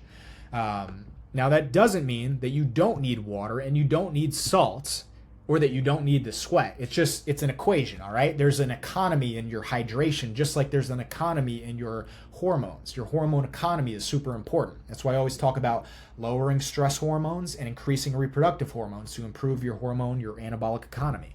Same deal with hydration. We need to keep water and electrolytes in check, and as it pertains to your sweat. So electrolytes include trace minerals such as sodium, potassium, magnesium, calcium, phosphorus. There's other things like manganese too. Drinking diuretics like caffeine or alcohol, which is or dead water, which would be like reverse osmosis, which is healthier, but it's missing the healthy stuff too. The healthy salts, or just drinking too much water in general will dehydrate you. All right, let me say that again. Drinking too much water will dehydrate you. Back in like 2018.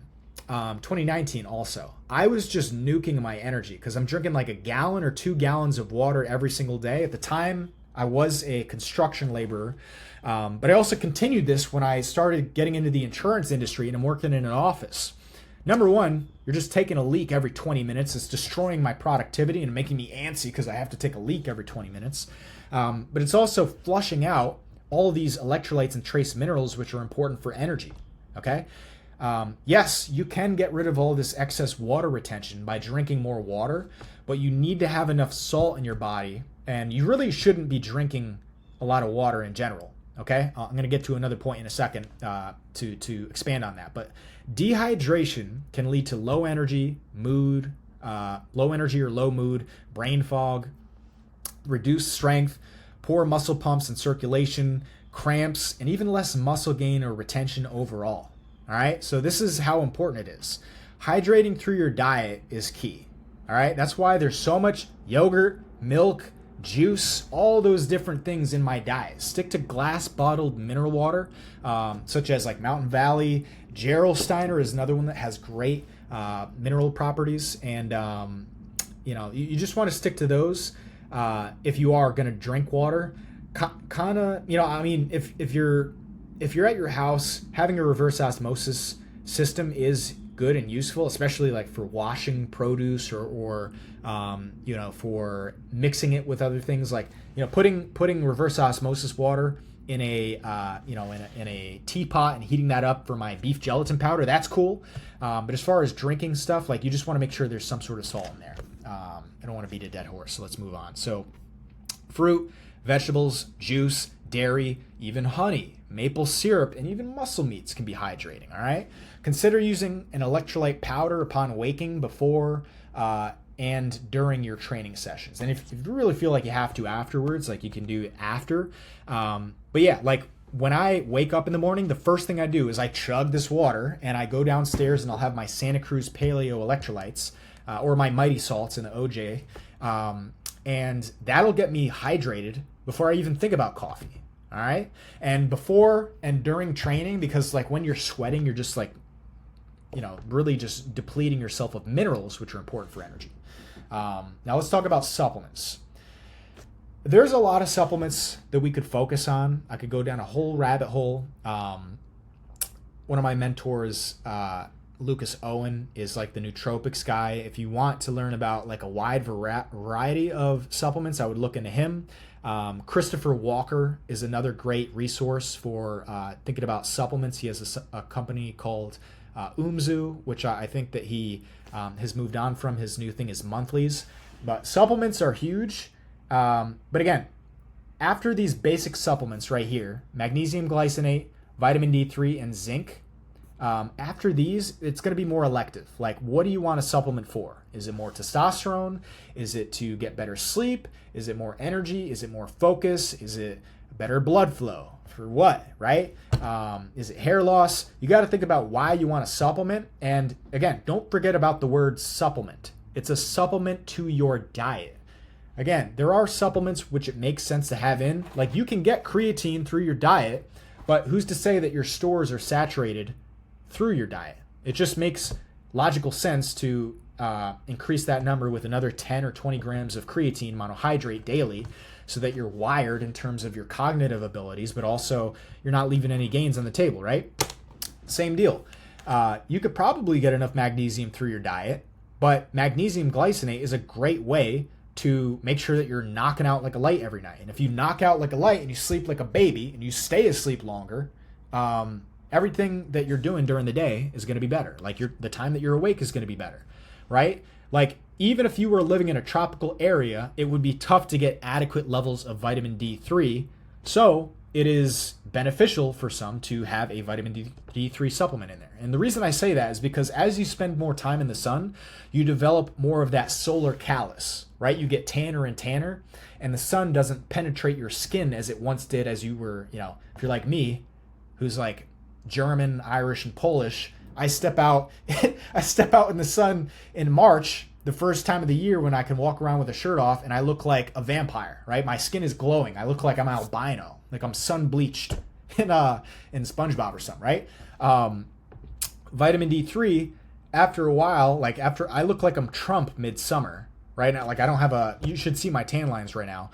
After you build up that solar callus, vitamin D3 can be great. But if you are going to take vitamin D3, this can increase the amount of calcium deposits in your arteries, which makes up arterial plaque. So you'll want to combine that with a K2 supplement so that K2 will shuttle the extra calcium into your bones. And this is another reason why you want to have stuff like raw 100% grass-fed butter or things like sauerkraut can be great for getting vitamin K2. And then zinc can be great as well, especially if you're not having stuff like oysters or beef liver regularly, right? So in terms of elective testosterone supplements, Shilajit is great. That is the combination of, Shilajit in a nutshell. It's like a black sticky substance. It kind of looks like tar, not gonna lie. It's a naturally occurring thing. You can find it in the Himalayas, Nepal, things like that. And basically, it's the result of condensation and decomposing plant matter over centuries, accumulating in this black sticky substance, which if you consume it, you will essentially remineralize your body, right? So it's just like packed full of minerals, and there's that fulvic acid in there as well, which will help detoxify your body. Royal jelly, again, is that substance that the queen bee eats, which makes her 2 times as big as the worker bees that she was born alongside. This will boost your dopamine, lower prolactin, boost tests, make you taller, make you, more virile, bigger and better in terms of energy.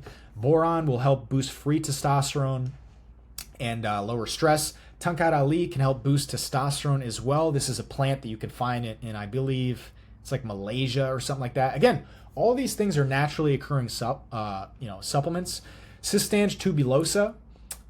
These two are pretty linked in terms of what they do.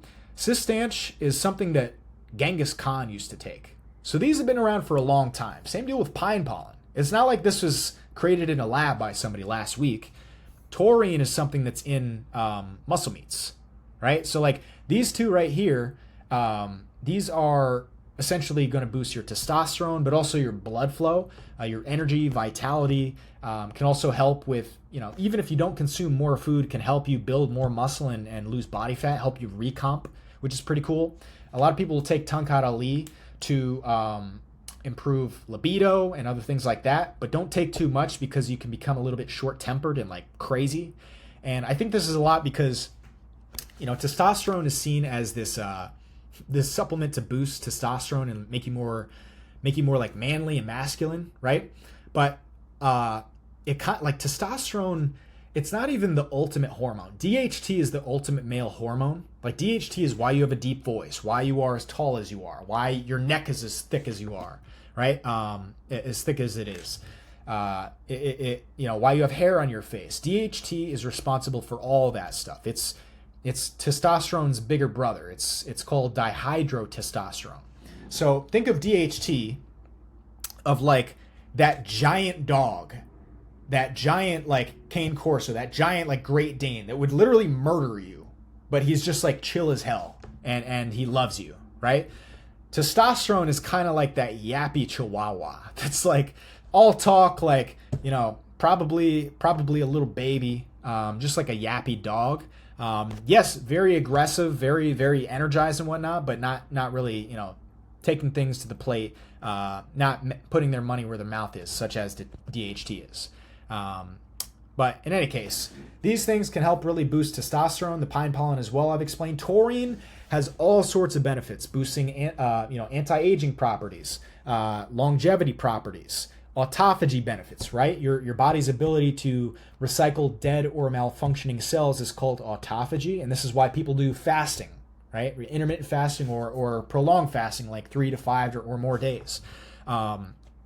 Taurine is also great for lowering cortisol, which is the reason that I take it. Take 3,000 milligrams a day, and it's not going to be like ashwagandha, where you're super mellow, almost to the point where you're, numb to the pleasures in life. A lot of people taking ashwagandha will report that they just feel like a zombie because of this phenomenon called anhedonia, right? Taurine doesn't do that.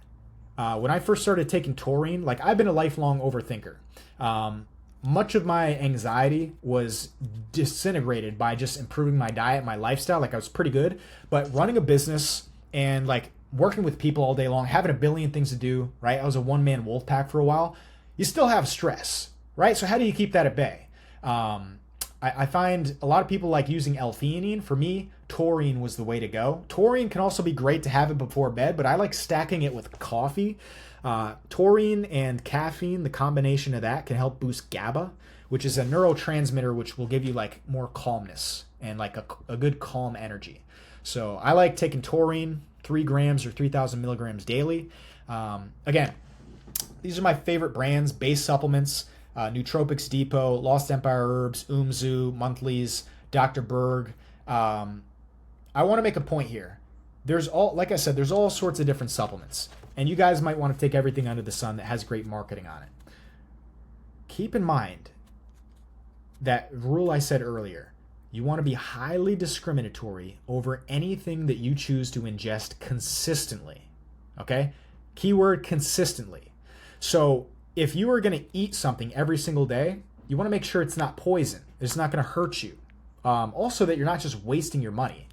If you're buying supplements off of Amazon from random sellers, or you're buying it in grocery stores, there's no telling that you're not buying like sawdust pills, okay? Grocery stores are just trying to make a buck. Like, I don't think anybody can say that they feel confident in like the supplements they get from grocery stores. Like, if you really think about it, are they trying to make you like super healthy and whatnot? Or are they just trying to like beat their margin and make some money? Same deal with Amazon. Yeah, you can find people that sell stuff on Amazon. Like Base Supplements sells stuff on Amazon. Nootropics Depot sells stuff on Amazon. Dr. Berg too. But I buy it from the actual account. There's a lot of frauds out here in the e-com business that are just trying to make money. You want to vet these companies scrupulously. Like, you want to really make sure that you know the owner or the founder. They show their face in the marketing, like Eric Kier does for Base Supplements, or Christopher Walker and Oomswer Monthlies, Dr. Berg, these guys, or even at Lost Empire Herbs. I'm not sure the name of those guys. You want to either make sure that the founder is putting their face and their reputation on the line and being very upfront about what is going in their products, which is eventually going to go in your body, or you want to have somebody that you really admire and respect make that judgment call for you, right? My mentor, Lucas Owen, he's a certified naturopath, has a degree in naturopathy, so he's kind of like a holistic doctor. His father was also a pharmacist. He has a really cool take on all these nootropics because he can see the holistic side, but also the synthetic side. And he has a really good eye for what makes sense to put in your body and what's actually useful, but what's also safe.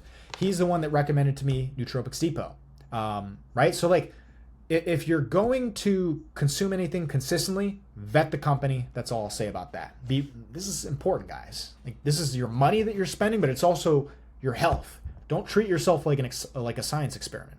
All right, time out. That's all the food. We're about to talk about training. A lot of you guys, you're probably already working out a ton. You're probably doing a lot of things right. Maybe you're doing some things wrong. I can't wait to tell you about that in here. But really take some time, think about everything that I've shown you, and start to think about the changes. Like, you've just consumed all this information. It's nothing if you don't start, like, little by little trying things out, testing things out. I swear on my life that these are the most important things that have helped me. These things changed my life overnight. I literally just gave you so many of my secrets and so many of the things that made this night and day. All right? I learned all these things the hard way. I learned all these things through, hurting myself, or starving myself, or really nuking my health, like thinking that I had it all figured out and I really didn't. And it's taken years and years and years for me to figure out, okay, like, this is the best way to go about it. Not only in just like, okay, what to eat, how much of it to eat, and like, how do I think about it? Because, right, there's the training and there's the calories and the macros, like the law of thermodynamics, how much am I consuming versus how much am I exerting? Then there's like the quality of the food, right?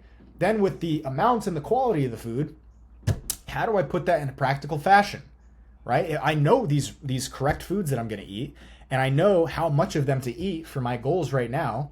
How do I put this in my lifestyle without having it become like overbearing on the people around me that I love? How do I not make this an extra chore? I run a business. I have a high performing job or career. I need my mental sanity. I need to be able to think straight day to day. I can't be just putting a bunch of extra homework on my plate. So that's why I just want you to like consume this information, figure out how you can package this in a way that is practical for your given scenario, and you just want to nail it once so you can focus your energy elsewhere on the stuff that actually matters. If you want more help with that, there's a link in the description. You can book a call with me. Again, that's like, this information is all here for free. If you want more personalized help, like, book a call to talk with me. No pressure. But let's talk about training.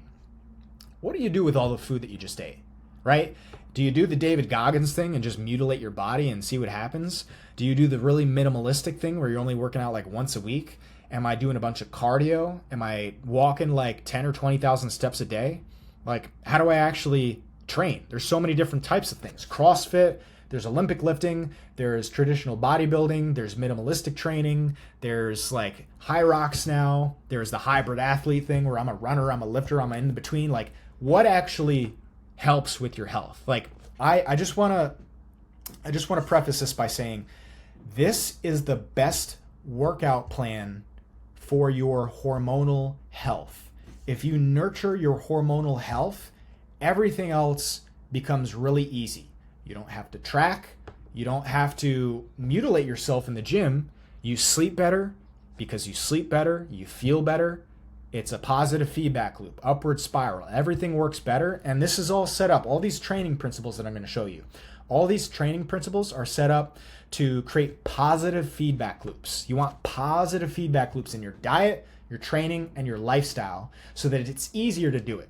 If you're doing a workout plan, which is really painful and tough for you to maintain, how long can you continue that, right? And eventually, you're just going to be able to, you're only going to be able to survive so long of a really brutal plan. And that's why like the David Goggins thing doesn't really work for most people. Let me say this, like super inspiring. He's like a beast. I definitely can't carry the boats and the logs as far as he would. I don't want to live my life like that. All I care about is having a dope physique, looking the part, feeling amazing, and, focusing on the life that I want to live. I love training. I love the gym. I don't need to live in the gym 7 days a week or even 5 days a week. I only train 3 days a week, and I'm going to show you like why that's all that you really need. Yeah, you can train 1 or 2 days a week, but that's not fun, right? We want to hit the sweet spot, the one that's going to keep you consistent and have it integrated into your life. So it's like brushing your teeth and you don't really, have to consume anything. So let's talk about some myths and misinformation. Switching it up, probably the biggest culprit for things that people blindly assume is true. You don't have to switch up your plan every time you come into the gym. You don't have to switch up every 2 weeks or every month. Switching it up too fast just pretty much blasts your chances of knowing that you are achieving progressive overload out of the water. So let me rephrase that. That might have been a little bit jumbled up. Progressive overload is super important, right? Like everybody knows about progressive overload. How can you confirm progressive overload if you're changing up the variables every single week, right? There's no structure. There's no stability. There's no framework. There's no house for you to place things in between, right? So switching it up, it is useful in a context, which I'll get into. It's probably like every 8 or 10 weeks that you can actually switch stuff up. But other than that, and you don't even have to switch stuff up as much as you really think that you do, okay? Like the things that I'm going to tell you that you need to switch up, they're not what you think. But switching it up in general, you don't have to do that. And I would argue that you're hurting yourself by doing that too frequently. High reps for toning and low reps for strength. There might be some truth to the low reps for strength thing, but this is just BS, all right? You don't need to do super high reps. I would honestly I would say, okay, number one, you're not going to be more toned by doing more reps. Like that part is completely wrong. You're not going to be stronger just because you do low reps. You can build strength in a higher rep range. But here's the key.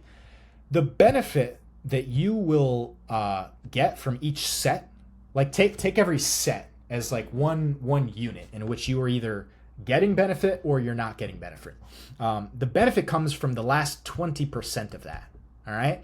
So it could either be the last 20% of a 5 rep set, right? So your last rep technically of your 5 rep set, or it could be the last 4 reps of your 20 rep set.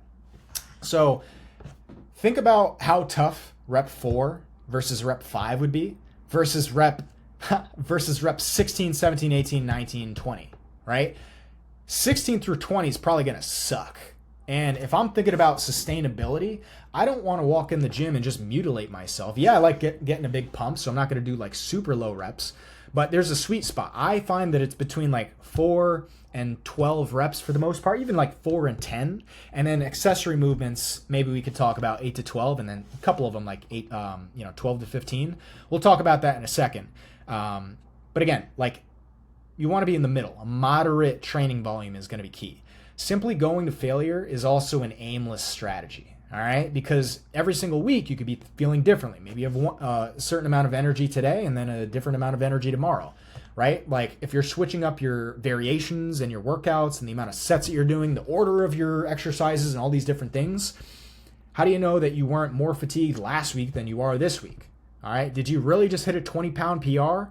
Or is it because you did it like, your fifth exercise instead of your first? There's all sorts of different things like that. You want to keep consistent in terms of your variability. Slow and controlled reps. I think these are overrated.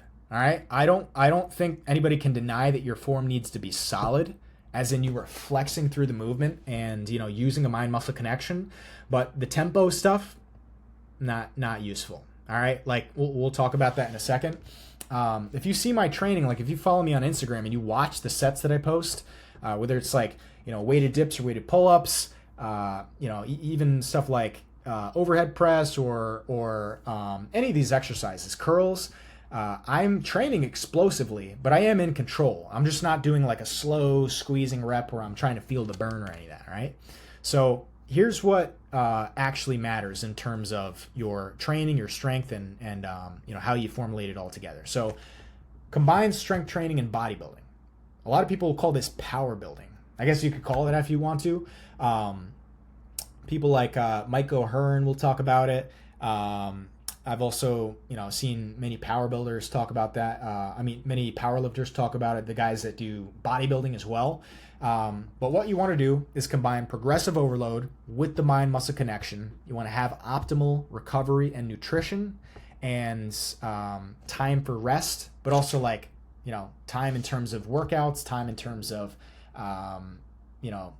waiting for the results to actually accrue, waiting for the results to play out in real life. You're not just going to get jacked overnight. All right. So let's talk about progressive overload. What actually is progressive overload? There's so many different definitions, and so many people saying like, oh, it actually means this and it actually means that. Okay. Think about this. This is what actually you need to get to click up top. Progressive overload simply means increasing mechanical tension over time.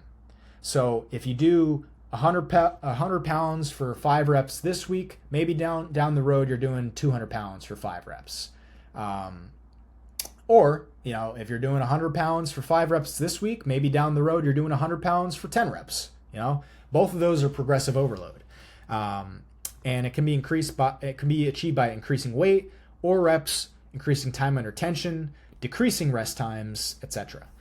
So this forces your body to adapt and grow muscle to support the same or greater mechanical loads in the future. So keep in mind, muscle growth is kind of like a side effect. Like it's not that you're actually growing muscle, it's that your body is adapting to support like the demands that you've been putting on it, right?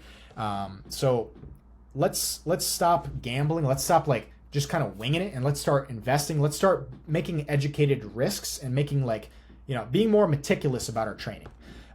So rep ranges are going to be better than just going to failure. I talked about how I was going to explain this. Rep ranges. When you come into the gym, your rep range might be 4 to 6 reps on your first set, right? That's the rep range. You could come into the gym and just say that I'm going to go to failure. Or every week you could say, hey, I'm just going to, on my first set, say between 4 and 6 reps, I'm going to try to add a rep or add weight on top of that every single week. I find that this is more structured, it's more sustainable, and it's also just an easy way to confirm that you're actually progressing. So what's not measurable is not achievable, and that's kind of my point with that. Simply going to failure is going to be relative and aimless. So that just goes into what I said earlier. If you're just going to failure, who's to say that you would have failed sooner this week than you would have last week or vice versa? So let's talk about rep ranges. Your goal is to add weight or 1 rep to each individual set of every single workout. So again, this is why you don't want to switch it up every single workout. You want to do the same exact workouts every single week. And the only variables that should really change are going to be the weight or the reps that you're using, and it depends on where you're at in that rep range. So keep the exercises, the variations, the sequence, and the rest times the same for at least 8 to 10 weeks, all right? Eventually, your body is actually going to plateau, and it does this, it's smart, in the way that it does this, because if you didn't plateau, if your body didn't halt progress, you would just keep getting bigger and bigger and bigger, and you'd be the size of a car bench pressing buses and crazy stuff like that, right? Because your body doesn't want to get bigger. All right, more muscle is kind of scary. Your body only cares about homeostasis at the end of the day. It only cares about survival, and more muscle just means that you need more calories to support that muscle, meaning that you need to find more food. And if you don't find more food, you might die, right? That's scary to your body. So that's why your body halts progress. It's smart in the way that it does this, but it's also stupid in the way that if you just tweak the exercise slightly, like going from incline barbell bench to incline dumbbell bench, after you've plateaued after 8 or 10 weeks or whatever, your body starts to pick up the pieces again, and you can continue to build strength. All right. So rep ranges, let's say that, for a exercise, these are your 3 sets. Set 1, the rep range might be 4 to 6 reps. Set 2, it might be 6 to 8 reps. And then set 3, it might be 8 to 10 reps. Right. So let's say an example. Week to week, how you would progress. If last week you did 200 pounds for 5 reps, this week you might do 200 pounds for 6 reps. Pretty simple, right? The next week, the next set, 6 to 8 reps, right? 185 pounds for 6 reps last week, and I'll do 7 this week. Makes sense. On the third set, 8 to 10 reps, let's say I did 155 for 10 reps last week, okay? That would mean that I topped out on that rep range because 10 is the top. Right? So what do I do this week? This week, I'm going to add 5 pounds to the bar if it's a barbell movement. If it's a dumbbell movement, maybe I just bump it up by 5 pounds per dumbbell. If it's a cable machine, I'll just add like another 10 pounds or whatever the next selection is in the cable machine. And I'm going to start back at that bottom of the rep range, which would be 8, right? So every week, like say I'm doing 155 for 10 this week. Next week, it's 160 for 8, then 160 for 9, then 160 for 10, then 165 for 8, 165 for 9, and so on, right? That's how you progress on these rep ranges. So let's talk about the mind-muscle connection, because, yeah, I'm talking a lot about strength right here, and it's super important, but it's not only about the strength. You don't want to just get bigger for no reason. I mean, you don't want to just get stronger. You don't want to become like a power lifter that's super strong with nothing to show for it. You ever seen a power lifter that's deadlifting like 600 or 700 pounds, but they're skinny as a rail, right? You ever seen that? The reason that that's happening, have you ever thought about that? The reason that that's happening is because these guys are relying on technique, momentum, and explosive power to get the weight off the ground, right? They're not flexing through the movement. Therefore, they're not using any mind-muscle connection. They're just utilizing other muscle groups to make the exercise easier, because their goal isn't build more muscle. Their goal is move more weight, right? And relative to my body fat, my body weight. They're just trying to build relative strength. So yeah, really skinny guy benching 300, that's super impressive, but you want to look the part too. And you get that by adding the mind-muscle connection with progressive overload. It's not one or the other, you need both. So the mind-muscle connection comes down to, some people will say flexing through the movement. Some people will say it's the squeeze. I would just say that you are, like if you think about mind-muscle connection, I feel like that's pretty self-explanatory. Like a lot of people will get it from that. I'm going to turn this light on. A lot of people will understand it from that. If you just think about mind-muscle connection, it kind of makes sense. I just want to have my mind in the muscle that I'm trying to move this weight with. So let's say my upper chest, I'm doing incline bench with my upper chest, right? That's why I'm doing upper chest. I'm going to think about when I unrack it, as I'm lowering it down, I'm thinking about my upper chest, and on the way up, I'm thinking about my upper chest. That will help me use that muscle and flex that muscle as I'm performing this lift and putting more and more mechanical tension on it. That's going to help me get a better contraction and therefore deliver the blood flow and the micronutrients there that are going to help me actually move it. I don't want to just use my shoulders and my triceps to move the weight. I want to use my upper chest because that's why I'm doing this lift. So am I going slow? No, I'm not going slow by any means. I'm not trying to feel the burn. As I said earlier, I'm not trying to like get the lactic acid out or whatever. A lot of people will say that. I don't really care about any of that. If that's true, that's great. But all I'm trying to do is milk something out of both ends of the rep. So let's take curls, for example, right? I'm doing standing dumbbell curls. On the way up, yeah, I'm using my bicep. I'm thinking about my bicep. I'm curling the weight up. But am I just letting it slam on the bottom? Do I want to just pop my bicep and snap my arm up in the gym? Hell no, right? I want to lower it down with my bicep. That doesn't mean I'm lowering it down slow. It's just as it's going down, I'm thinking about my bicep, if anything else. I'm lowering this down with my bicep and then just repeating the process. That's it. All right. We don't need to do a tempo. We don't need to go so fast that we're like bouncing and using a momentum. But again, using a little bit of sway is completely fine. Cheat reps make gains, and that's kind of what I'm going to talk about here: training intensity and rest times. So I think this might be one of my most controversial takes that I have. For each individual set of every single workout, you want the most capacity to move the most amount of weight for the most amount of reps. And probably the most important thing is going to be with the best possible form. So with that, I will not go for any rep that I am not 100% sure that I can get. So I don't go to failure anymore. All right. Now, you can hear me say that I don't go to failure, and that sounds kind of crazy on the outside, but what I really mean is that I've redefined what failure is. Okay? So a lot of people, when they talk about failure, we're talking about like, we're just going balls to the wall. We're going until we can't go. We're like forcing extra reps, if anything, right? And that's not what I'm trying to do here. I'm literally just trying to entice myself and like pace myself and set up like positive feedback loops.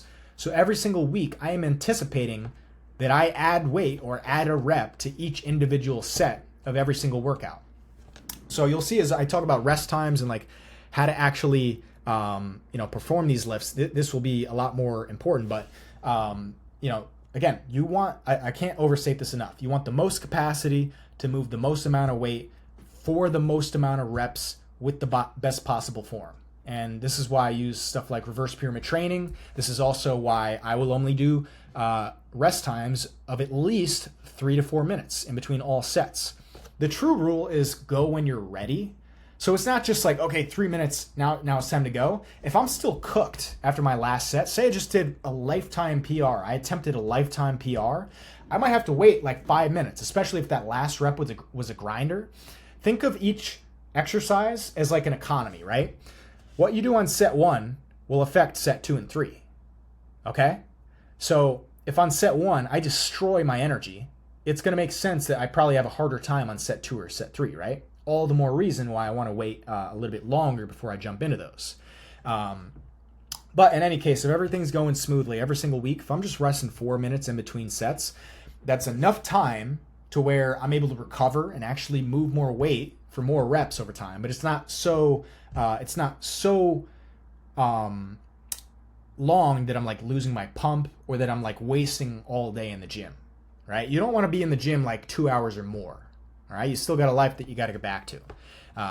So again, go balls to the wall. You should be pushing yourself as hard as you possibly can in these sets.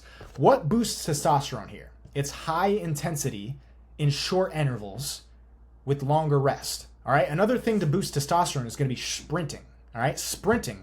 I sound like Sean Connery. Sprinting is going to be better for boosting testosterone than long, intensive running or marathons, right? Marathons are low test, whereas sprinting is high test. And it's that short burst of high intensity exercise with longer rest periods. So same deal. If you're resting 3 or 4 minutes and you're doing all this other stuff to boost your testosterone, you're trying to do the heaviest weight that you possibly can, go balls to the wall. Don't pussyfoot around. Don't just go to moderate exhaustion. Like actually push yourself. You need to put demands on your body if you're actually going to force it to grow, because muscle growth is a side effect at the end of the day. Your body doesn't want to grow muscle because it's only trying to, it's only trying to sustain its homeostasis at the end of the day. It's like, why is it so tough to get out of bed in the morning. It's because you've been there all night long, right? It's tough to get out of bed because you've been consistent in bed for the last 7 or 8 hours, ideally. So balls to the wall is the only way to go. Okay, I sort of jumped the gun earlier, but this is my most controversial take. Don't go for any rep that you're not 100% sure that you can get. All right? Like this is so important. It goes into your psychology. It goes into just like testosterone in general. It's like a universal thing that everybody needs to get through their heads. If you have any shred of doubt on whether or not you're actually going to hit a rep, you're probably not going to hit it. Like, let's be real. You're not going to hit a rep that you're not sure that you can get. It's nocebo effect is going to take over. Nocebo is the opposite of placebo. And this is a whole other part of anabolic priming, which I'll make up and I'll talk about in other videos. The mindset part of it. We're just talking about nutrition and training today.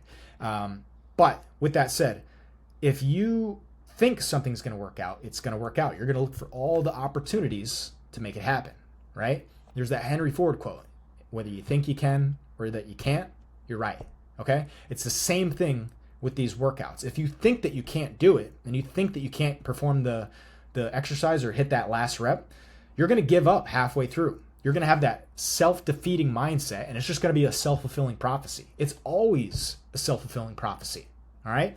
Your body is going to reflect whatever you expect. And that goes for the nutrition and your metabolism just as much as it does with your strength, all right? I don't want to go into that too much. That's a whole other can of worms right now. But again, it's like cheat reps make gains. Safety does come first. Let me go back here for a second. I'm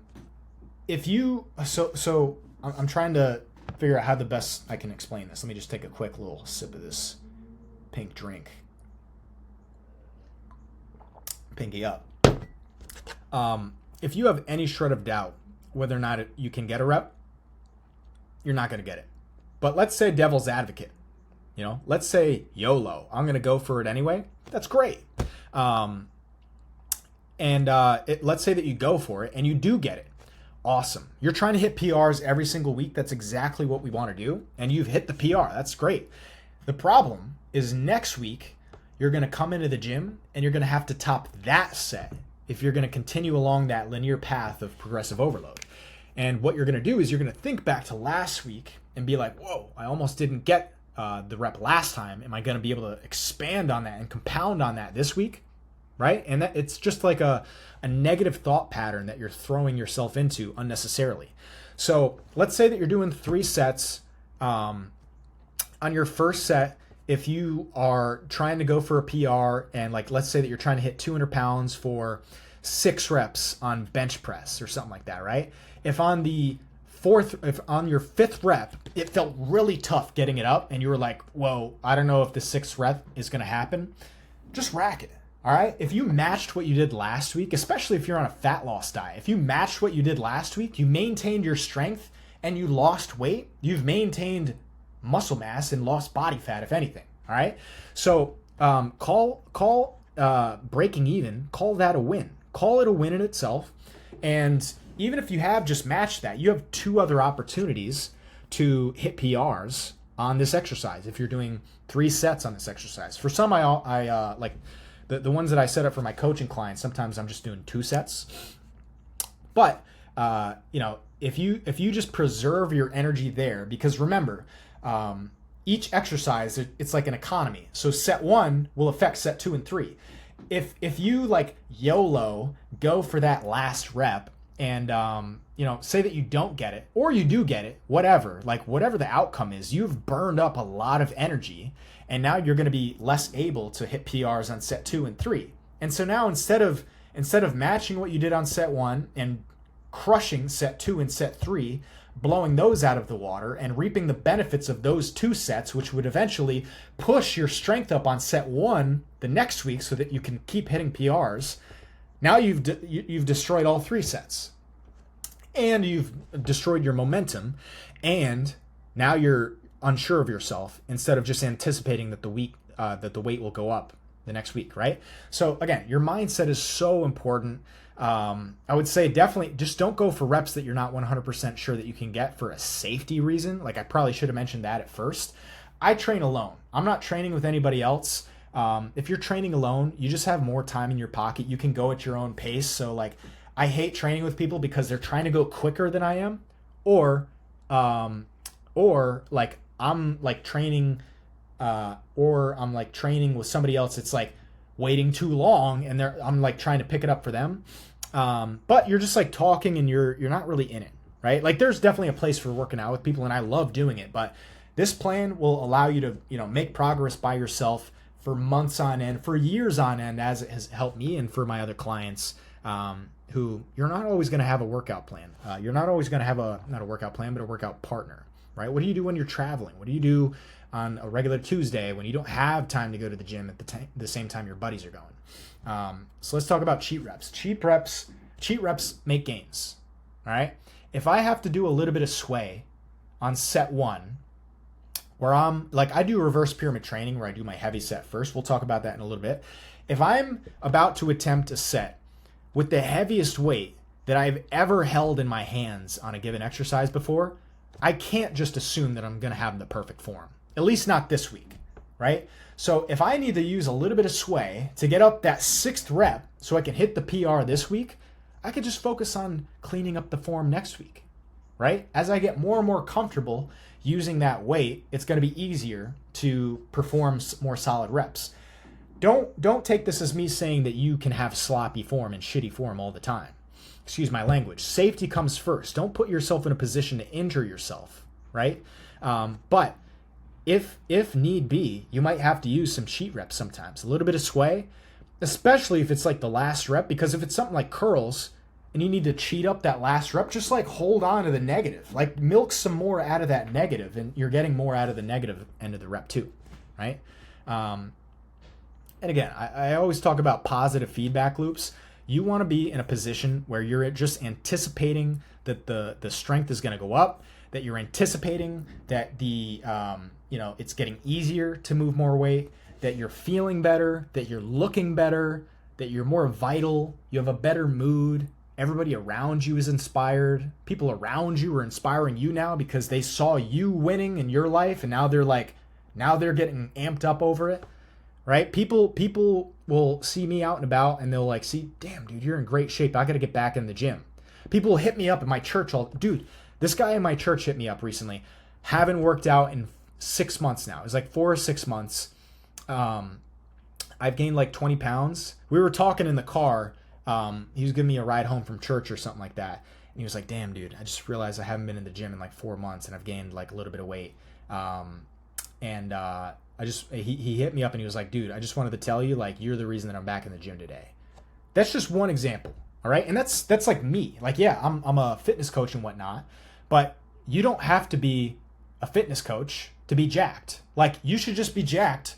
Like, what is so cool?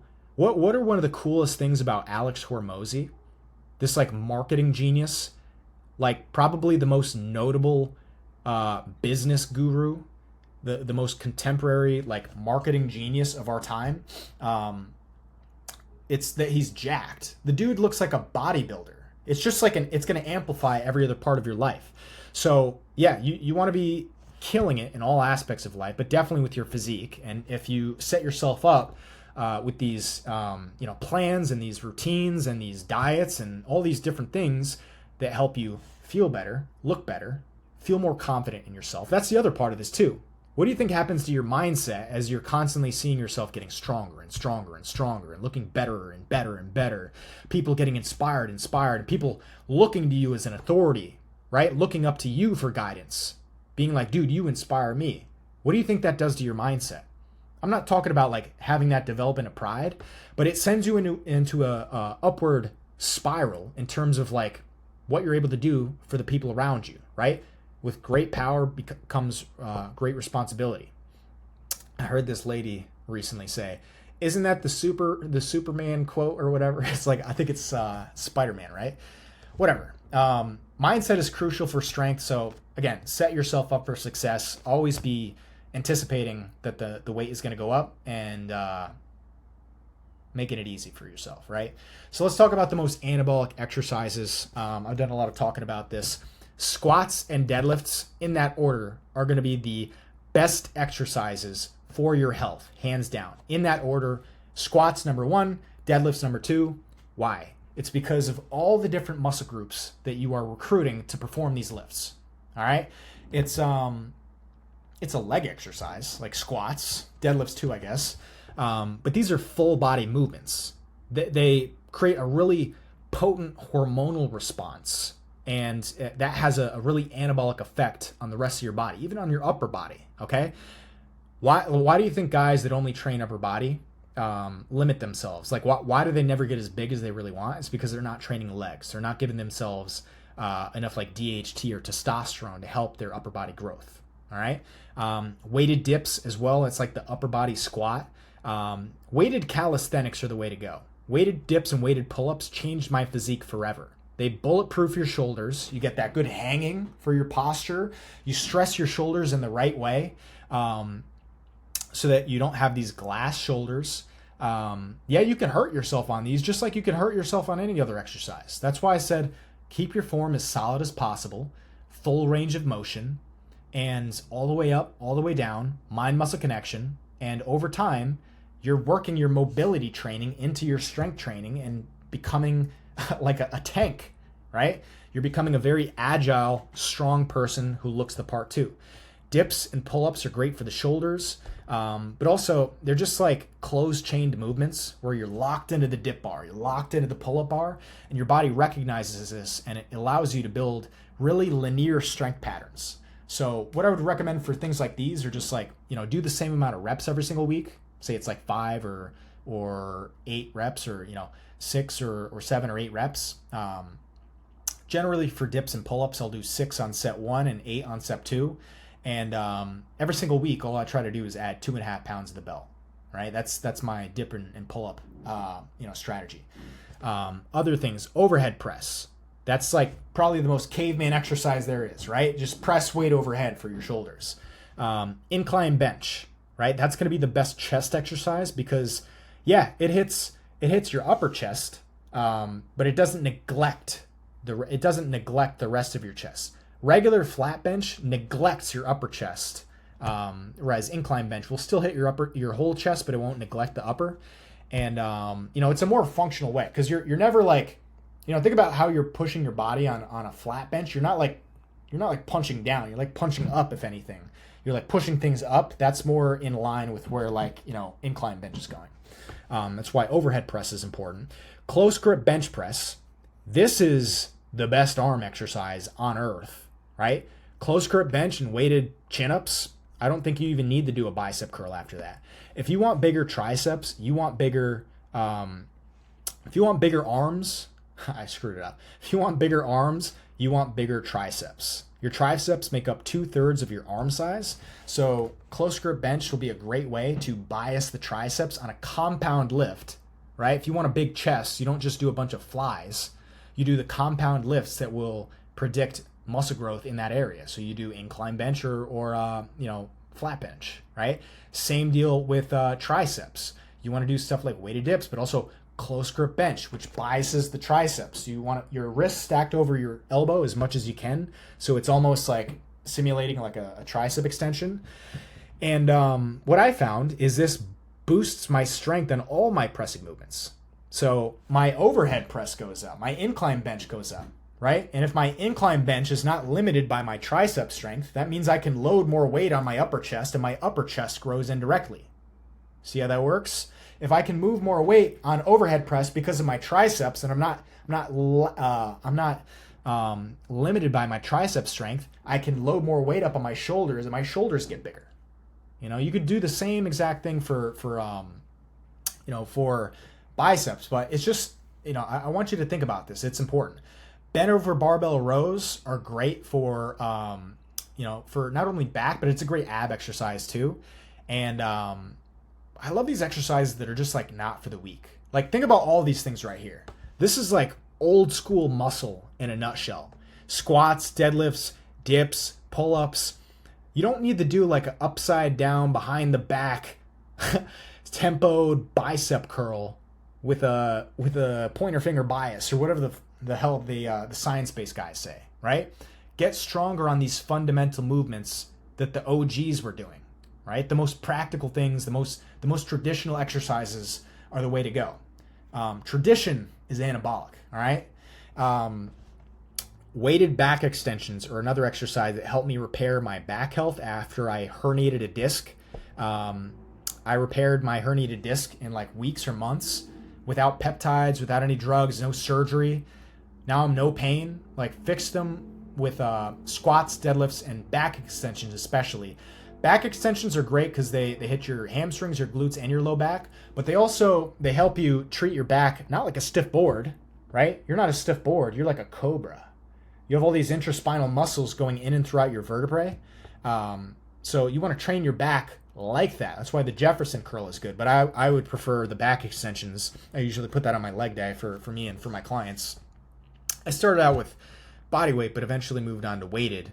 And, now I'm at the point where I'm doing like 80, 90, 100-pound dumbbells for like 5 or 6 reps on back extensions. This will make you jump higher, run faster. And why does it work? Why is it one of the most anabolic exercises? It trains that area, your low back, where all of these nerves end up. Your nerve endings, right? Your sciatic nerve, all these different things that like your spine, your brain stem, all the way down, all the way down your whole nervous system kind of just goes right to your low back. And so if you train that area, right, you actually improve your overall athleticism in all sorts of ways, but ways that you think that you wouldn't. There's an Olympic coach that talks about this. I think, Brendan Backstrom, low back ability, he's the one that put me onto this. He's the one that really emphasized the power of it and what ultimately persuaded me to actually do it. He was referring one time, I'm not sure who he was referring to. There's an Olympic coach that was talking about how if you train the back extension, you'll improve your bench press, which makes no sense to me. But if it works, it works, right? So let's talk about anabolic accessory movements. After you get the compound lifts down, then you can focus on these isolation, these accessory movements. Barbell curls, nothing fancy, right? Just curling a barbell. You don't need like I said, you don't need to do behind the back, upside down, tempoed bicep curls. Get stronger on barbell curls, overhead dumbbell, tricep extension. I like this one because you get the full stretch at the bottom and your lat is lengthened, and you get the full lockout at the top, and there's no cheating, right? It either goes up or it doesn't. And so you get some really honest reps.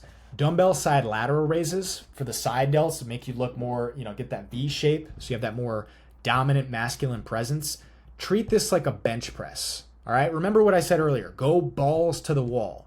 Don't just pussyfoot around this. Don't be stuck on the 15s or the 20s. Don't be trying to get good mind-muscle connection forever. You need to push this. When I got to the point where I was finally doing like 35 or 40-pound dumbbells for at least 8 reps per set for 3 sets, my shoulders were really popping. You don't want to be down at like 15 or 20 reps, no matter how hard you're like pushing it or like, feeling the burn or getting a good pump. Right? Progressive overload in every area of the body. Same deal with face pulls. I'll say, when I started doing face pulls in a 2-to-1 ratio with my side delts, my shoulders exploded. All right? There's a rough rule that you should be doing 2 times as much pulling as you do pressing for good shoulder health. But for me, what I found is everybody has, at least people that work out, they have good front delts because of all the pressing, and they have good side delts because they spam lateral raises. But nobody does the rear delts, right? Nobody does their reverse flies. Nobody does their face pulls or whatever. And that's why everybody's shoulders slope down in the back, right? Like, what if you did this and it wasn't like, there wasn't like a rock on the back of your shoulder? It wouldn't look so round. So I start doing these twice a week. I only work out Monday, Wednesday, Friday. I do upper body twice a week on Monday and Friday. And so I do these on Monday and Friday, and lateral raises on one of those days. And what I found was my shoulders got pulled back into alignment. My rear delts got bigger, which made my shoulders look better from the side, but also made my back look better and more anabolic. And it corrected my posture where I stood taller, I was more straight. And if you think about what's happening on a bench press or a close grip or any of these pressing movements, what are you really doing? You're digging your rear delts into the bench. If you have a more solid base for yourself to press off of, you're just going to be able to move more weight for more reps and therefore improve all your other muscles on the front of your body too. So face pulls are great. The epitome of shoulder health is dead hangs, weighted dips, and a lot of face pulls. That's what I found. But in the grand scheme of things, I'll go back to this in a second. Look at this plan. The most important thing for your training plan is that there's no chinks in the armor. All right, we want the aesthetics. We want to be anabolic, right? But you want to be structurally sound from top to bottom. You don't want any imbalances. You want a vertical press, a vertical pull, a horizontal press, a horizontal pull, a couple of things in between. For leg day, you want a leg press, a hip hinge, isolate every part of your leg, and you might as well hit abs on that day, right? So make sure your plan is balanced from top to bottom. That's what I formulate for my coaching clients. But when you're choosing your exercises, see where you're neglecting your body, all right? I find a lot of people are neglecting their rear delts. They're neglecting their low back. People train core all the time, and they think like front of the abs and their obliques, that's your core. Your low back is, one of the most important parts of your core, if not more important than the other two, right? So don't leave any room for error. And then, kneeling cable rope crunches. I skipped over Y raises. Y raises or incline shrugs. These are more like icing on the cake. But the reason I put them in here is because one of the more slept on muscles is going to be your mid or lower traps. Like everybody's doing shrugs all day. I honestly don't even do a lot of shrugs. I find that I can get a lot of that, a lot of the benefit of shrugs I get are from deadlifts, and just doing lots of lateral raises and lots of back exercises in general. My traps are good in that sense, but the mid and the lower traps, can be a little bit tougher to emphasize or optimize in your physique. So the Y raise is going to be the best way to hit that and isolate those mid or lower traps. Incline shrugs, where you set an incline bench and you lay like chest supported and you just have like dumbbells in your hands and like, it's basically like you're doing a row without bending your elbow, and you're not like trying to flare your arms or anything. You're literally just doing cable rope crunches. People do all sorts of ab exercises. They do leg raises, they do these trunk twists, they're doing, mountain climbers, they're doing bicycles, they're doing around the world on the pull-up bar, they're doing all this different stuff. This is the most important ab exercise there is, right? I mean, squats and deadlifts and like overhead press without a belt, that'll help. That'll get you like, 60, 70% of the way there. Kneeling cable rope crunches is one of the best ways to treat your abs like any other muscle group. Just like your biceps, you want to train them with resistance. Your abs aren't going to grow unless you give them a good reason to. Remember what I said? Muscle growth is a side effect. So if you're not progressively overloading your abs, why would they grow any thicker, right? So after a while of you just doing as many leg raises as you can do, you can't progress on that, right? You want to add more and more weight. And you don't want to just fold like a lawn chair. By the way, I have a tutorial on these on my page if you want to go check that out on my Instagram I'm talking about. But what I want to say here is a lot of people will just hinge at their hips. And what are you doing there? Are you really working your abs? Like, yeah, I guess you have your tension is on your abs, but you're not flexing your spine like a question mark. So what's actually doing the brunt of the work? It's your hip flexors. You're not doing abs here. You're doing hip flexors, all right? So keep your belly button down in place and flex your spine down. Curl the weight down with your spine like a question mark. Belly button up is what should be moving. And it might feel like a short range of motion, but if you do this right, you're going to stand up and you're going to have an ab pump. And that's going to be really important for you building up the thickness of your abs over time. And why is this important? Because if you can build up the thickness of your abs, they will poke through the skin at higher body fat percentages, which basically means that you won't have to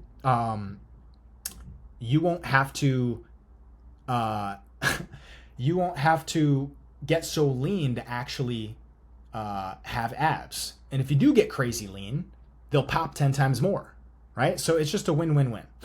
Now let's talk about training styles. There's straight sets, which are going to be for accessory things. I would usually recommend for those. But all these training styles, you can do them on any exercise that you want. I'm going to give you my opinion and what I've used and what my clients use and what we all, get benefit from and what makes the most practical sense, because I'm all about practicality, right? So straight sets, that just means that you use the same weight on all 3 sets.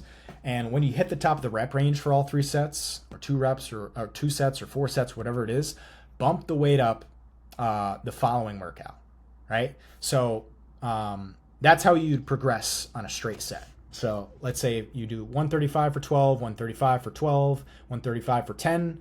Next week, I'm going to try to hit 12 on the first 2 again, and then maybe 11. And then the week after that, maybe 12. And then once I hit 12 on all 3 sets, I'll do 140 for 8 reps the next week. If the rep range is 8 to 12, right? You guys follow me? Standard pyramid training. So this is what most people do in the gym. Now, standard pyramid training is basically where you come into the gym and you're gonna pyramid upwards. You're gonna start with the lowest weight for the most amount of reps, and as you go up in weight, you're gonna drop reps. And this is as your sets start to progress, like as you get further and further into the workout. So if set 1 was 135 pounds for 10 to 12 reps, maybe you do 155 on the bar, add a 10 on each side, and maybe you can do 8 to 10. And then by the time that you get to 165, you add another like 5 on each side. Now you're doing only 6 to 8 reps. So when you hit the top of the rep range on any individual set, bump the weight up on the bar by 5 pounds the following week, or 5 pounds per dumbbell, right? So this just like standard pyramid, just like reverse pyramid, each set is its own mission. So you don't have to get, the top of the rep range on all 3 sets before moving up in weight like you would on standard pyramid. On straight sets, right? Like for this, you're not going to bump up to 140 until you hit 12 reps on all 3 sets. I just wanted to clarify that. And then we go to standard pyramid. If you hit like 12 reps with 135, next week you can do 140. And like say that you hit 9 reps with 155 this past week, like next week I would still go for 155 and go for 10 the following week. And then if you hit 10, like the next week you can bump it up. But like let's say you do 140 for 10, next week, the week after that, you do 140 for 11. Each set is its own mission. I just wanted to clarify that. And again, if you're doing dumbbells, you might have to do 5 pounds per dumbbell, unless you're on a really, you're on the lower end of the dumbbell rack where it's like 2.5 pound increments. Or if you have a gym that has like 5 pound increments all the way up to 100 pound dumbbells, like that would be, 2.5 pound increments all the way up to 100. That's very rare, but that would be cool. So let's talk about reverse pyramid training. This is what I do. This is what my clients do. This changed my life, right? This is where my physique really changed. This is what helped me reduce neural fatigue. This is what helped me get really psyched up over hitting PRs every single workout. This is what helped me leave the gym feeling energized and not like I just left a war zone, right? So reverse pyramid training is where you flip standard pyramid training on its head. So instead of starting with the lightest weight, you start with the heaviest weight. That's not to say that you don't warm up, but you're not going to fatigue yourself prior to this heavy set. So for example, maybe you do 185 for 4 to 6 reps, right? That's your first set. It's the heaviest weight. After that, you rest like 3 or 4 minutes and you drop the weight down to 170. So 15 pounds lighter. And now I'm going for 1 to 2 more reps than I did on my first set. Okay. So the cool thing about this is after you do 185 for 4 to 6 reps, let's say that you did 185 for 5, right? Now my body is primed for 185 for another set of 185, right? So when I put 170 on the bar, now it's flowing up like butter. Now it's getting real easy. I can focus more on the mind-muscle connection and get some better quality repetitions. And of course, I'll be able to do 1 to 2 more reps on top of what I did on my first set, so long as I've lowered the weight enough. That's why I would say that it's not like a percentage that you need to look at. Like some people will say, lower the weight by 10 to 15%. Personally, what I do is I choose a weight that I can do between 4 and 6 on my first set, between 6 and 8 on my second set, and between 8 and 10 on my third set. So like on my third set, I would rest another 3 or 4 minutes and I drop down to 160 and maybe get like 8 reps, right? So 185 for 5, 170 for 7, 160 for 8. That would be a reasonable, trajectory on something like standard pyramid. This should be reverse pyramid training. Oops. Now, when you hit the top of the rep range, again, you bump the weight up by 5 pounds. Now, what I've found also is that it's just something where you can push yourself harder and harder on set 1 because you're not so fatigued. Like the reason we do standard pyramid, reverse pyramid training is because we want to have the most capacity to move the most amount of weight for the most amount of reps with the best possible form, right? That's why I work out 3 days a week and not 5 or 7 days a week, right? Because I'm allowing my body ample time to recover. That's why I'm resting 3 to 4 minutes instead of 60 seconds or 90 seconds, right? More rest time, more recovery. I can move more weight on the next set. That's why my workouts have like a back and forth flow. Like generally, if I'm doing upper body, I'll do a pushing exercise, then a pulling exercise, then a pushing exercise, then a pulling exercise. You don't have to do all pushing or all pulling right in a row. All that matters is that you're progressing on your lifts consistently over time, right?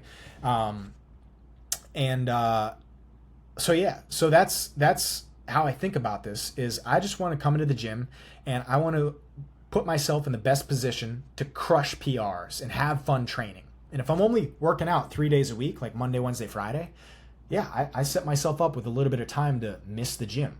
It's not just your muscles that need time to recover. It's like the local nerves going all throughout your body that need time to recover. They need it, like maybe your muscles only need 24 hours, but your nerves need like 48 hours.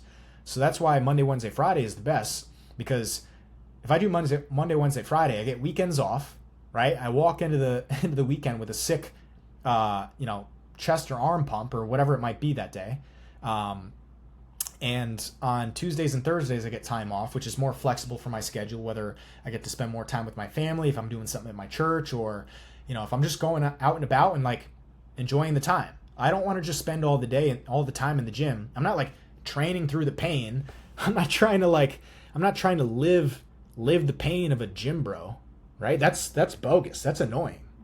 Who wants to live inside the gym? I have a life. I have stuff to do. I have things that I care about more than like, the people that I see at the gym, which I love all the people that are at my gym, but I'm just trying to get in there and get out, have a fun time doing it so it's easier to keep doing it in the future, and I maintain what I built and what I've got and what I'm going to continue to have, right? So other training styles, drop sets, res pause training. Drop sets are like, what I just explained with reverse pyramid training is kind of like a drop set, right? You do your heavy set, then you drop the weight. You do a lighter weight for more reps. You do, drop the weight again. You do ideally more reps. The cool thing is that you're just doing 3 to 4 minutes rest at the bare minimum in between all these sets. And that's better in my opinion. Rest pause training is good too. Kino Body is big into that.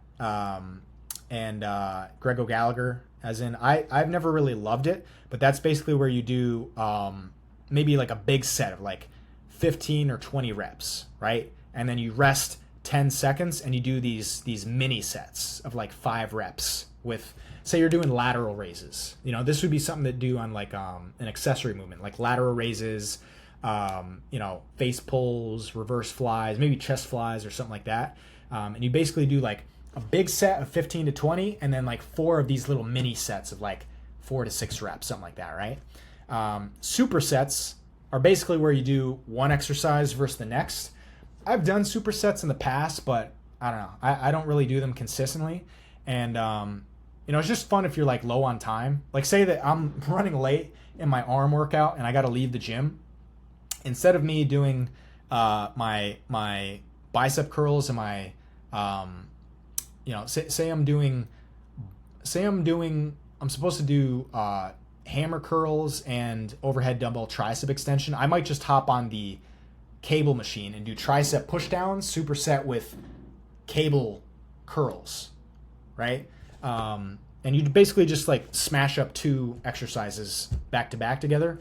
It's really just to save time, but I mean, you do get a crazy pump from it. So, you know, who's to say that's not a benefit? I'm not going for the pump.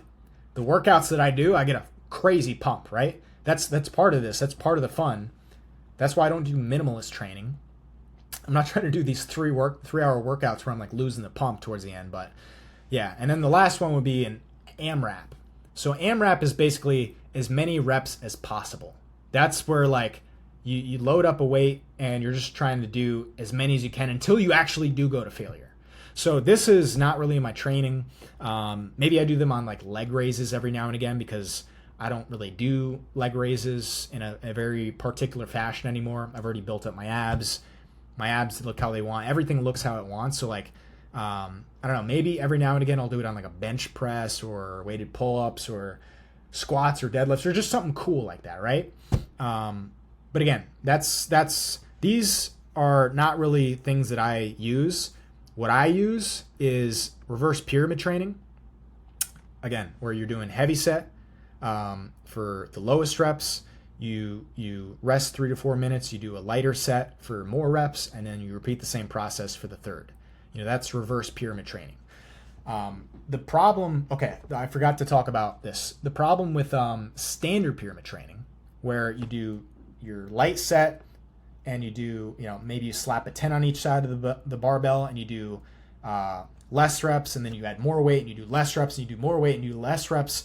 The problem when you get to the heaviest weight in standard pyramid is you're also the most fatigued.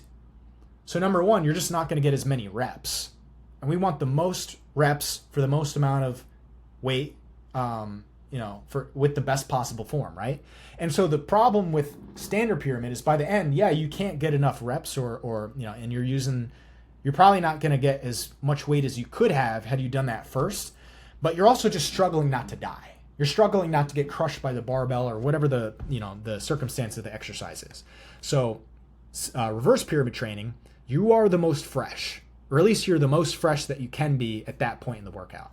And this is just going to allow you to move through the workout with ease, leave the gym, crushing a whole bunch of personal records, and just feeling like the man ready to crush the day, or just like happy that you crushed the day. I do my workouts at the end of the day. I like to preserve my mental acuity, and that's why I do intermittent fasting too. Like if I was trying to train first thing in the morning, I don't know if I could do that. I don't really like fasted training. Side note on fasted training, doesn't matter. You're not going to gain more muscle, lose more fat training fasted. You're really just going to, it's just a personal preference thing at the end of the day. I've heard that carnivores have an easier time doing fasted training than people who are eating carbs, or people who are on keto. They can get through fasted workouts no problem. But at the end of the day, I know in myself, I feel like crap if I don't eat before the workout. So that's why I like to push my workouts towards the end of the day, and I try to eat as much food as I possibly can, but I don't want to work out so late in the day that I'm also drained from the day. So for me, exercise time matters, but I'm not one of those people that want the energy for the day. Like I know for me that if I work out later in the afternoon, I can preserve my mental acuity. So while I'm working with people or making content or doing God knows what else during the day, I'm like sharp, right? I'm sharp as a tack. Not to say that you can't, but I know for me, I just feel like a zombie if I work out early in the day. And then once the workday is over, now I can just go to the gym and I can just train as long as I want to. I don't have to worry about trying to finish in time so I can get on my first call, or to meet this client for this appointment, or bring my kids to school, or what else, right? Like I can just go to the gym, stay as long as it needs. And the good thing is I don't need to train like 2 hours or more. I just go in the gym, crush a whole bunch of personal records, have a great time doing it, get a great pump, and I go back home and I get on with my life. And that just creates a positive feedback loop, which again is so, so important. Like positive feedback loops in every area. You want to be doing workouts that make you feel like the man and make your body look amazing and that are sustainable, because if it's not sustainable, why would you keep doing it?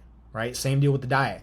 You want to eat the most anabolic foods, but it's like a Venn diagram, right? Like for foods, yeah, you want the best possible food for your health. You also got to eat foods that you like, and then you got to, rope in the portion size that are appropriate for the calorie and the macro goals that suit for the calories and the macros that suit your goals at that given moment, right? Like I love crushing orange juice and milk and ice cream and all that different stuff, but if I'm trying to get ready for a trip to Miami or like a beach vacation or whatever, or photo shoot, whatever, like I'm just gonna eat less fruit, drink less juice, drink less milk prior to that, and that is going to be my deficit.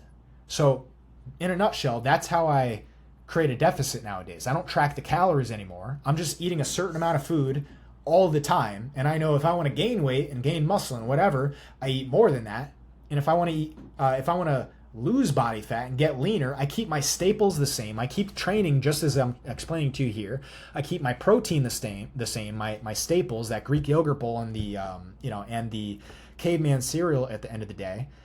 Maybe I walk more. I don't do any extra cardio, right? Maybe I walk some more to get some of that low intensity cardio and shave away at the calorie count with the type of exercise that's not going to increase my hunger. And I just kind of wait it out. And instead of 4 months of cutting, my metabolism is so high that just with that subtle decrease, just eating 1 banana instead of 4, eating, having 1 glass of orange juice instead of 2 or 3, having no milk and maple syrup for a time being, right? Having 2 servings of cheese in my caveman cereal instead of 4 or 5, servings of cheese. That deduction in like 700 or 800 calories, I didn't have to track that. I just can see like I've been consistently eating this amount. If I eat less than that, I'm going to be in a deficit. And if I keep my protein the same, I'm going to be losing body fat. What more could you ask for? And I just go to the point where I'm either as lean as I want to be, or it wouldn't make sense to cut any further at the cost of the muscle that I would sacrifice, or at the cost of my energy and my vitality and my brain power, the things that make me a productive person that can do more and be more for the people around me. And that way I don't just lose myself in like getting jacked for the sake of looking pretty, but it's like now I become a weapon. This is an asset. It's not just about your physique. It's how you operate throughout the day. I biohacked my way into somebody who could work harder and longer, have more creativity, just be more fun to be around and be like better in networking situations, but also like have a better family life, have a better relationship, do better in dating, do better in networking and meeting friends and just like standing out and bringing something cool to the table. That transference of energy is so important. It's not just how you look in terms of aura, as they say. It's like your vibe, so to speak. And if you're doing the bodybuilding thing where you're training 7 days a week and eating really crappy food and, sleeping like garbage and just like over exercising, even though you're not taking drugs and like, all these peptides, which are going to help you with recovery, you're just going to be shooting yourself in the foot because you're going to be a sad boy nobody likes to be around and, unsure of why you're really doing this. So I feel like I've spoken enough here. If you have found any of this valuable, right? Like this is honestly just the tip of the iceberg. I've given you so much like general information. Even this last excerpt about, how I apply this to my life. Your life might be completely different, which goes against everything that I mentioned. And that's what I do with my coaching clients is we literally like mold this to their lifestyle like a glove. It's not that everybody should do the same thing forever, right? I think there's definitely a lot of overlap in these things such as like 3 days of training every single week, Monday, Wednesday, Friday, walk when you can, especially after meals, sleep like a baby every night, set up your workouts so that you have fun doing them. You get addicted to the high of hitting personal records every single week. Your workouts hit your body in the places that you want to improve on. You're increasing muscle mass, decreasing body fat, and getting to a point where your metabolism is so high that you couldn't possibly overeat. Getting there might look different for a single guy who's just like crushing it in real estate versus like some executive that has 3 kids and a wife and, or whatever. Not that the young single guy doesn't want to aspire to be like that. But I'm just explaining this to say like, you want to mold this to your lifestyle, whatever it calls for. If you need help doing that, and also like with the calories and the macros, there's other things going on too. It's like your exercise, the job you do, your mindset, the packaging of all of this. How do you actually get the food? Where do you get the food from? Like how do you live this life when you have a family? What do you do if you've got clients that you've got to eat dinner with? Like there's all of these different scenarios that I couldn't possibly guess off the top of my head.